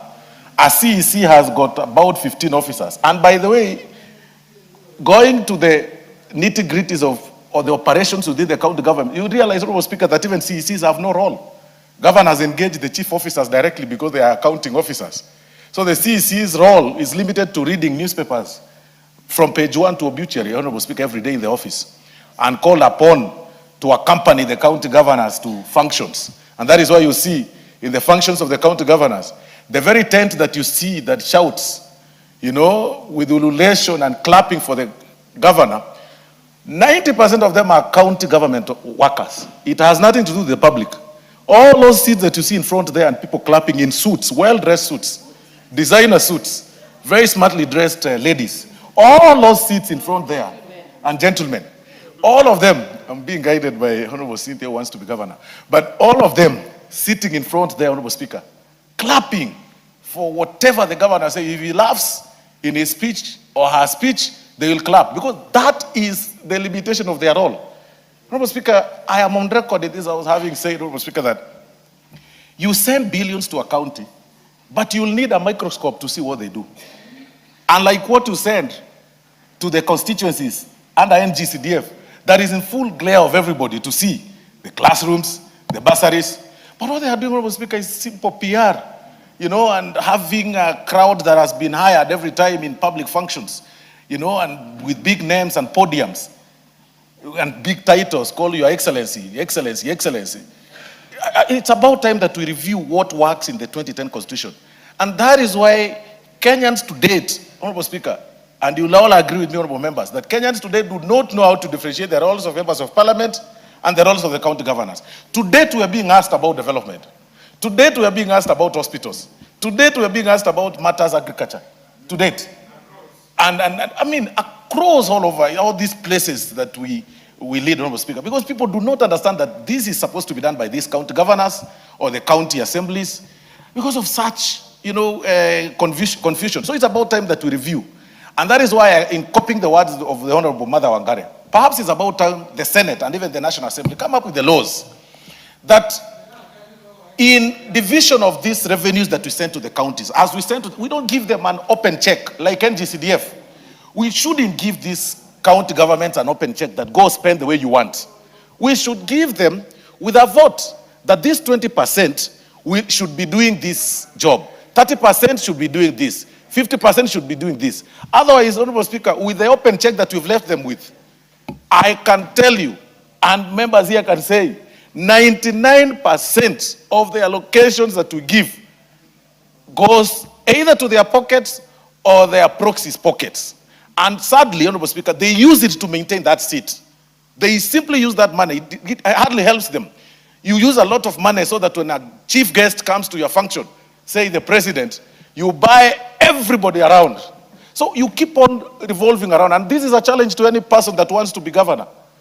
All of us want to be governors. Today you are here, we are speaking large, we are talking big on resources and everything. When you go to the counties, you realize that perhaps that is the modus operandi. You are being, when you meet your colleagues, what they do, they guide you, they teach you that, oh, if you want to lead, this is how you do it. You know, beat those people who don't side with you, have a whole dozen of goons around you, have a team that cheers you in funerals and functions, and then you find yourself having lost hope. But when you leave office, the world is round. You will suffer because you've spent public resources, you've left mothers and children die in hospitals because of these things that, because of selfishness that we have. So, Honorable Speaker, I feel bad for devolution. We added money here the other day. We gave them 428 billion in this house, Honorable Speaker. But trust me, we need to ask ourselves, we've been giving we started with about 250. So we are at an average of about 200 billion, Honorable Speaker, since devolution started up to now. Ask yourself what 200 billion shillings has done in your counties. Start from here in Nairobi. Just look around. And I'm not really name calling anybody, but just look around Nairobi, where we all live here. We all live here. We all come from estates. Look at the dirty state of our areas. Look at back streets. Look at the way it's disorganized, Honorable Speaker. And, it's not about you are from a member of my party. No, let's speak facts. If you're doing nothing, you're doing nothing. Go to your counties and look. People are suffering, Honorable Speaker. People are suffering. The ECD teachers are suffering, Honorable Speaker. What these people are only doing is PR stunts, Honorable Speaker. Get something for small kids in school. Get something for, that is branded your name. And so that it is a sad state of affairs, Honorable Speaker. And it's about time we ask ourselves, do we really have proper laws that bar these people from stealing, Honorable Speaker? With those many remarks, Honorable Speaker, I call upon this House and even the Senate to review, to look beyond what the amendments that have been brought so that you can be able to have proper laws that will stop thuggery that is in the counties. Thank you very much, Honorable Speaker. The Honorable Cynthia Muge, Member for Nandi County. Thank you, Madam Speaker, and allow me to appreciate the Honorable Member for Marakwet West, who is very diligent and also progressive, going by the amendment that he has brought to this House in regards to how the counties operate and how the CECs should be operating in the counties. Of course, Honorable Speaker, I support this third reading, and I support the content that is in this third reading. Honorable Speaker, for a very long time, of course, it's on record that I have served at the County Assembly. So serving at the County Assembly, I have also been in a sitting that a CEC has been brought to the County Assembly for impeachment. And Honorable Speaker, I want to echo the sentiments of Honorable TJ, that he clearly said, and Honorable Nyikal, that they clearly said the people who are in office should be able to have some sort of security in their jobs, so that, Honorable Speaker, they can have a good time and a better time in delivering on their mandate. And I honestly do appreciate that, Honorable Speaker, and I support it. Because, Honorable Speaker, if you make it as easy as it was previously before this amendment came in, it would be something that is used for witch hunt. If you're not bowing to my demands, I can be able to marshal a few numbers and you're gone. But making it watertight, Honorable Speaker, I think is good in supporting the issue of devolution and making devolution work. Of course, Honorable Speaker, I also do support the suggestion that the county government and devolution should actually be looked at more deeply. Because, Honorable Speaker, this is also giving us an opportunity to look at this devolution baby, to see if it is actually meeting the milestones that it should be able to meet. And to be honest, Honorable Speaker, like all the members that have spoken before, we are feeling like this baby is not meeting the milestones as they should be able to meet them. And part of the things that should be done is look at the issues and the reasons why this baby is not meeting the milestones. And Honorable Speaker, Honorable Hosoro has spoken passionately about what happens in the county governments. And of course, Honorable Speaker, I want to say that I do agree with him, because I have also seen what happens in there, of course, from the County Assembly of Nandi that I served before. And of course, Honorable Speaker, it is our job, it is our duty to make sure that we are able to support devolution by not killing it, but by enhancing the good things that devolution came with, and by completely killing the bad things that came with devolution.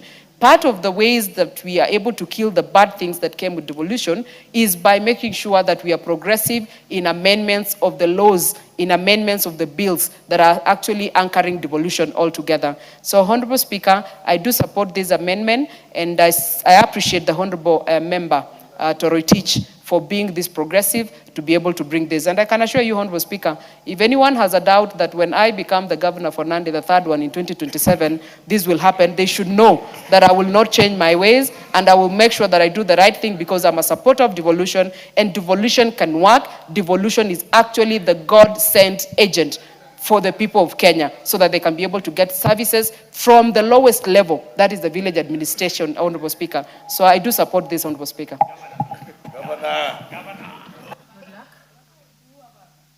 Good luck, Honorable Cynthia. Good luck. The Honorable Nikiri will be the last one on this. Members, knowing that this is third reading, so just make quick comments. Don't debate. Okay. I allowed Cynthia purposively. I knew how she was going to end. So I was just waiting for her to make the right comments for herself. So please don't take the Cynthia away. Thank you, Madam Speaker. You know, I was there right from the beginning of this morning together with the other wise men and women. Madam Speaker, I think this issue of the county management is a thorny issue. Madam Speaker, I look at my account that is going to receive 10.8 billion. And out of that 20.8 billion, 75% will go towards recurrent expenditures, leaving very limited amount for development. Madam Speaker, the governors have turned the management of the counties into something like a private property. And that's how many of them are treating even the employees, CECs, directors, etc. Madam Speaker, it is very unfortunate that we are appropriating 428 billion shillings, but at the end of it all, you can only see about 25% of what that money has done to the counties. Madam Speaker, I agree. Some counties are bloated employment, and they are continuing doing so at the expense of development. So in as much that you are saying yes to devolution, we need to ask the governors to show us the value of the money that we have appropriated to them. And it is not only the money appropriated to them, they also receive donor funds. They also do own corrections. You look, Count of Melo, at that, it will end up by about something like 15 billion. But then when you go to look at the education sector, ECD classes is a problem even to build. You go and look at the health institutions, they're in deplorable state. You go at the roads that they are supposed to be managing, they are in deplorable situation. So you ask yourself, where is this money going? We should not make it easy for governors who have failed to start sacking or impeaching the CECs, etc., so that they can get an excuse. This aspect of impeachment is not a good thing. But some people are going to make use of it. And that's why the mover was trying to make it very difficult for them. But again, we should not make it very easy for them. We shouldn't. Because some of them will put some of the things, if you can't agree, then you have to be impeached. And you are going to tell you, I can tell you, Madam Speaker, these people will target the people who challenge them in the management. They like sycophants. They don't like people who are professionals, who are ready to work for the counties. So this bill is good. Thank you. And it's a warning. It's a warning to some of the governors.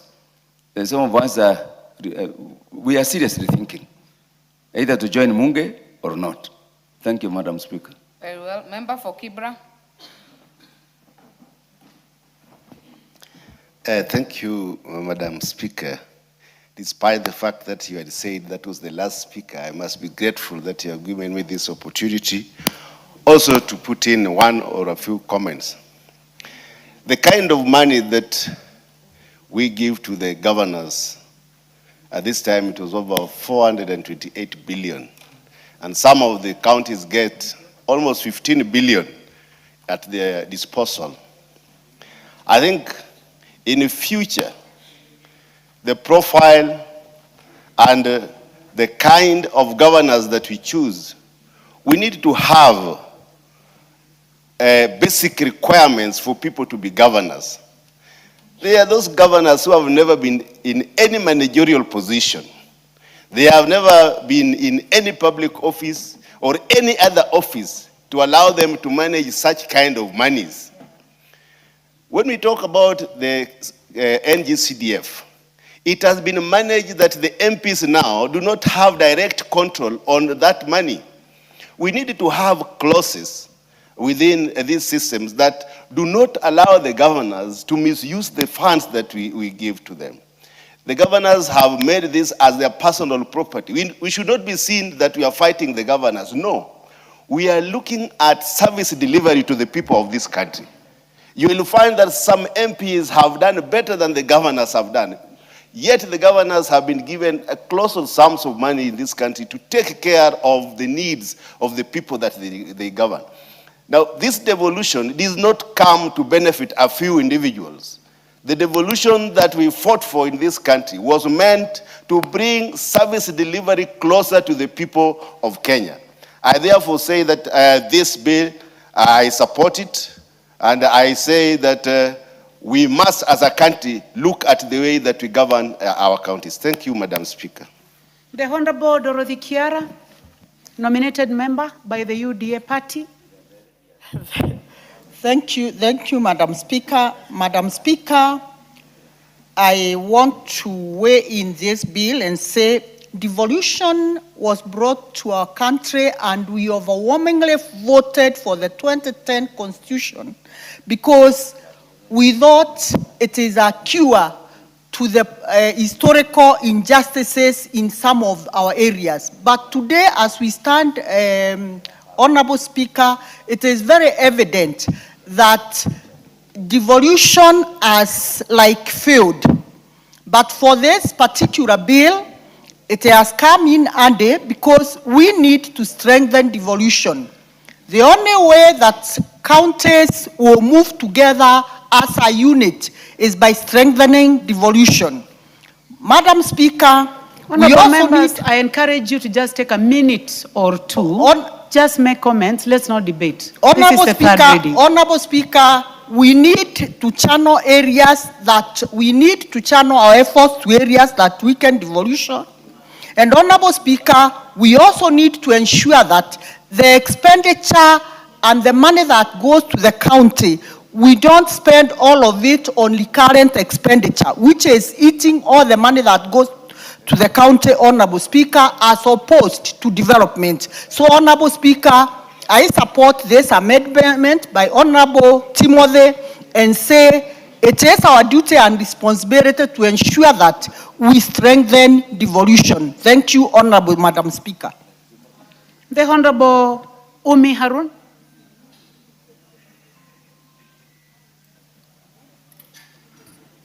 Thank you, Madam Speaker, for giving me the opportunity to also contribute to this particular amendment, and I want to congratulate Honorable Timothy. I support this amendment because the drafters of the Constitution had a very good vision when they brought the concept of devolution, but that did not include governors who would twist and corrupt the resources that are available to them. I hope this bill will also not create emboldened CECs, and that it will allow them to do their work diligently.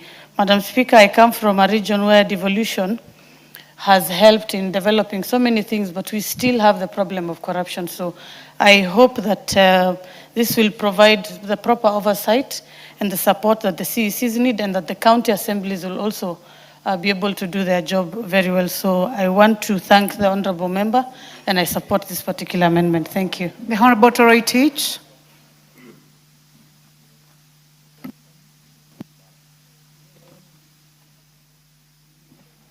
Thank you, Honorable Speaker. Honorable Speaker, I wish to sincerely thank the honorable members who have contributed substantially to this bill, the County Government's Amendment Bill. Honorable Speaker, I wish to thank the Honorable TJ Kajwang, the Honorable Dr. Nyikal, the Honorable Sunkuli, and all the members that have contributed to this, making this bill better. Honorable Speaker, it is my sincere prayer that the people of Marakwet West will give me a second term so that I can bring more bills to this House. Honorable Speaker, thank you so much. Thank you, Honorable Roitich. Honorable Roitich, you know I've been in this House, this is my third term. And I want to tell you that I've seen you doing something right. And you know the right thing that you have been doing. You continue doing it. I hope the people have seen and they'll give you a second term.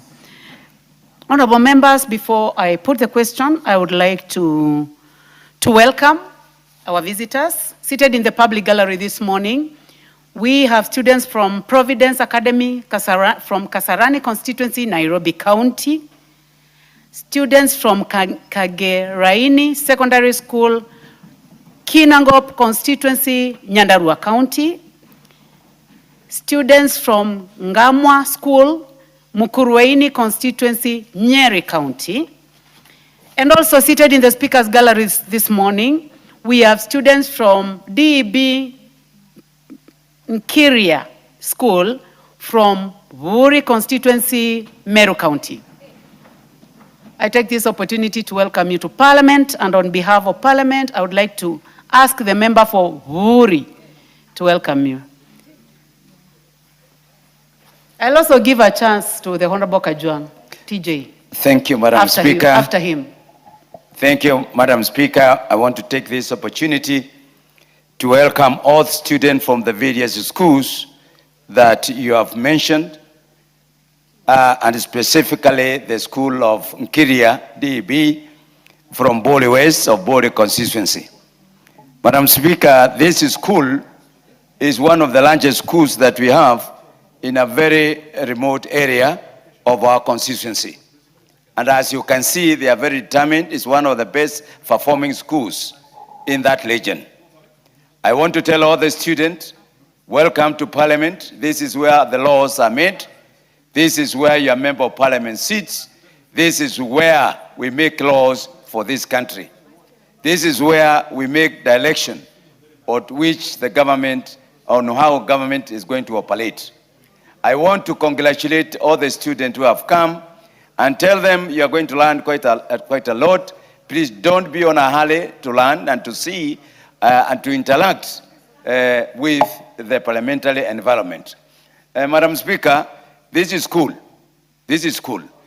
The parent, Nkiria Primary School, the parent, the product of their fathers were workers in the forest. And for them to reach here, I think it's a very important occasion for them. So I want to encourage you, please, some of you become members of Parliament, some of you become MCAs, some of you become doctors, some of you become engineers. Please work very hard. Finally, please, school is the factory of growth. Don't take advantage of the school to ban the schools, to execute a lot of disciplinary activities. I know this school on Nkiria, you are very well disciplined, and we expect to see you through successfully in your life. I thank you, Madam Speaker. Thank you very much. Those comments are meant for all the schools seated in the public and also in the speakers gallery. The Honorable Kajwang, I would like to give you an opportunity to welcome students also from Nairobi and the others. But before you continue, I realize that members were wondering why I said that the Honorable TJ is a trained speaker. For your information, in the 11th Parliament, the member for Ruaraka was a member of the speakers panel, and he did a wonderful job. So please go ahead and welcome students. Thank you so much, Madam Speaker, for those kind words. I was a presiding officer until I blew the whistle. And I've learned all these terms. And I think, Honorable Timothy, you should learn the good things here. Don't blow a whistle. If you blow a whistle on a sitting president, you can be in trouble. Madam Speaker, I want to welcome the children, the young people, the students that are here with us, not just from Kasarani, but from all the counties that are here. This is interesting, the fact that they have opportunity to come and see these elegant members do their things. They will have incentive to work hard and to achieve even more than those of you and I have achieved. I just want you to, when you go back to your schools, geography, science, physics, and chemistry should be your staple food, because you have had all the opportunity to see where things are done. You have no reason to do poorly in your exam. You have all the reason to be energized, to be better than member for Buhuri.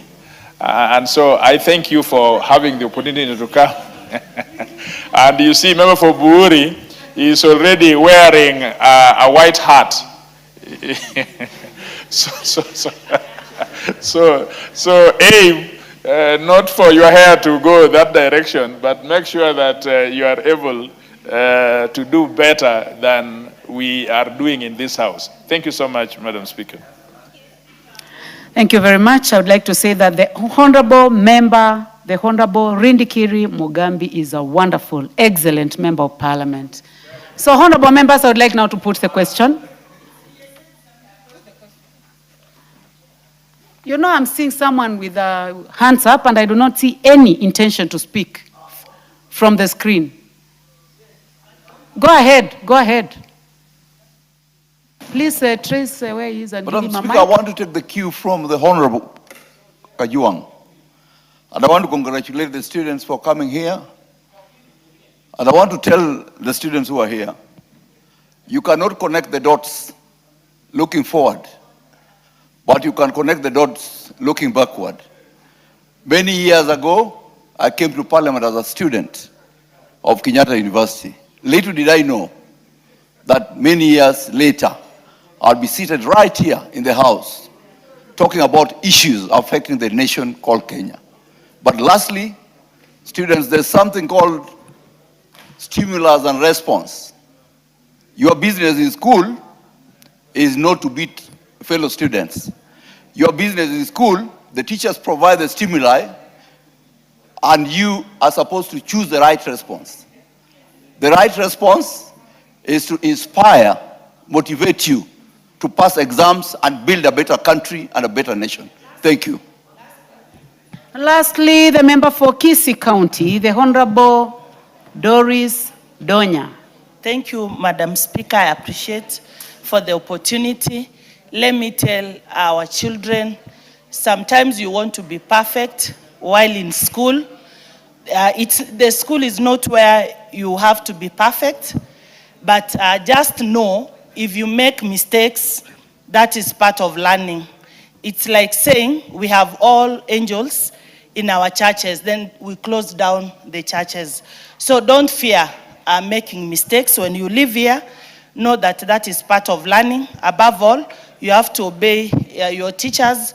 You pray hard. And to our girls, don't enjoy so much on receiving love letters from the small boys. You will have those letters when you go to university, and the beautiful ones are not yet born. They are there. So don't be in a rush. Hold it. Read your books and know that the future is bright. Thank you. Lastly, the Honorable Jalango.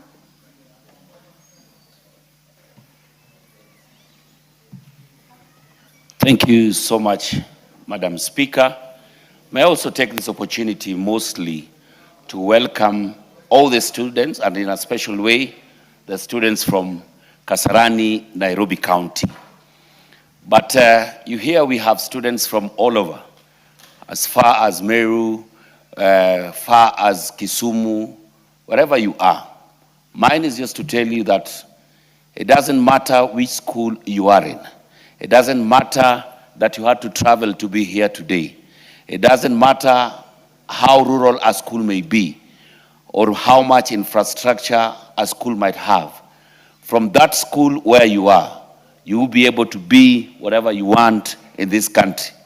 I was a student of a school called Nyangoma Boys Secondary School. PO Box 23 Bondo, very far and in the deeps of Nyanza. But here we are. Today I'm representing the people of Lang'ata constituency in Nairobi as their member of parliament. So keep the faith, keep working hard, obey your teachers, your parents, be the best in everything that you're doing. And don't worry where you are from anywhere. Just like Lupita said, every dream is valid. Welcome to Parliament, students. Thank you. Honorable members, I'll now go ahead and put the question. I therefore put the question, which is that the County Government's Amendment Bill, Senate Bill number 25 of 2023, be now read a third time. Will many as of that opinion say aye? Aye. Will as many as of a contrary opinion say nay? The ayes have it.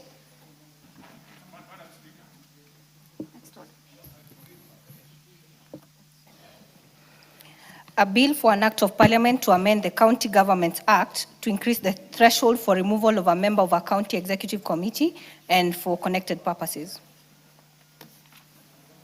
Next order.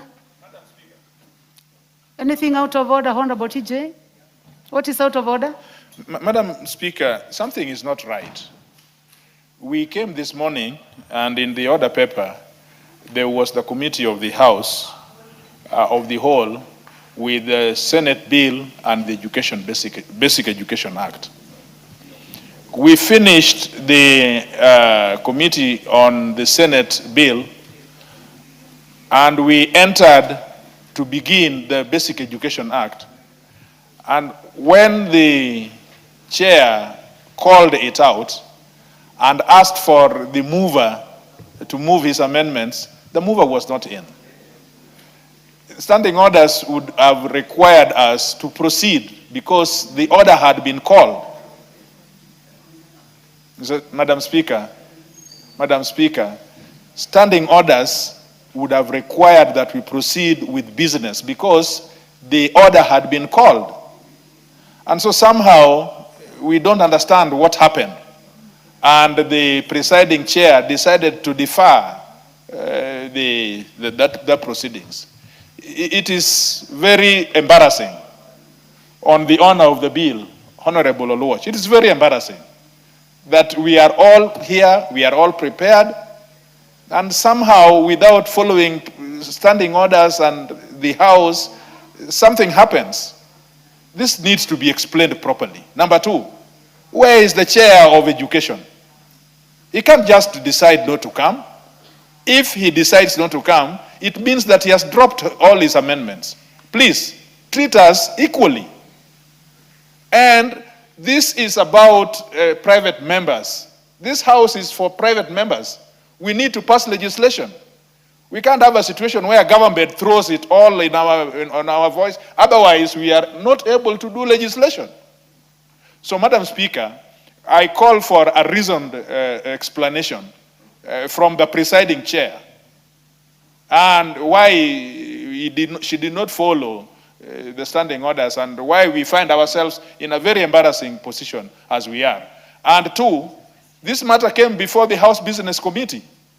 And it is the House Business Committee that brought this matter today. So can we do it this afternoon if we are unable to do this morning? And furthermore, the Vice Chair is here. And she's ready and willing to prosecute. Why can't we go to committee so that we finish this matter? I feel very bad. And some of us are from the Upbet constituencies. And we know that government is fighting us. No, Madam Chair, government is fighting us. They don't want Upbet. They just want to do things the way they want. We are forcing them. But we will force them because this is the legislative house. I think you have made your point. You want to ride on the same? I wanted to respond to him first, and I can give you a chance because this concerns you. Yes. So just take your seat, first of all, because... okay. Direction on this. Madam Speaker, this morning I'm a very embarrassed member of this House. Extremely, extremely embarrassed. This bill is not just coming for the first time. I prosecuted and brought this bill in the 12th Parliament, and it is not out of idle concern that this bill came. The bill concerns and affects close to about 3 million unaccounted for, discriminated, and excluded students. These people you see here sitting are representatives that take the burden that the government should be taking under Article 43 to ensure that every child in the Republic of Kenya is entitled to free, basic, compulsory education. So when this bill came for the second time and went through all the statutory steps, the first reading, public participation, pre-publication scrutiny, we even went before the Budget and Appropriations Committee and considered all the reasons that would require that should be considered that are budgetary. And then it came to the second reading and passed. There should therefore be no reason or explanation. And if there is, it should be given to the 3 million Kenyans as to whether they are children of a lesser God.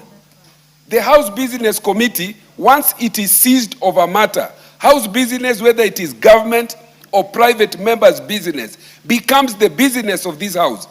And once it has been brought to the floor of this House, it is no longer the property of Anthony Oloch, or the property of the chair of the committee, or the property of the Committee of Education. It is the property of this House collectively under Article 95 that enjoins us to resolve issues affecting people. This issue is affecting 3 million Kenyans. And if there is a reason why these children don't belong to this country, we should be told. We should be told. I am a very embarrassed member of parliament this morning that very casually a member of parliament should come prepared to prosecute a matter so serious as this one. They are not children. When you give birth to a child, there is no child of one living in Karen and Langata and another one living in Mathare and Kibera and Ruaraka. They are all children of Kenya. This House owes an apology to the people of Kenya and the people in these constituencies. This matter requires a considered ruling of the Speaker and why and for what reason a matter should be stood down. If a member is not here, it should be dropped. We demand a considered ruling of the Speaker this afternoon and a reinstatement of this matter. These children have been discriminated for how many years? Since the Constitution 2010. One more day of their discrimination, even up to 29th when this matter is being deferred, is a day too long. I am very, very embarrassed today.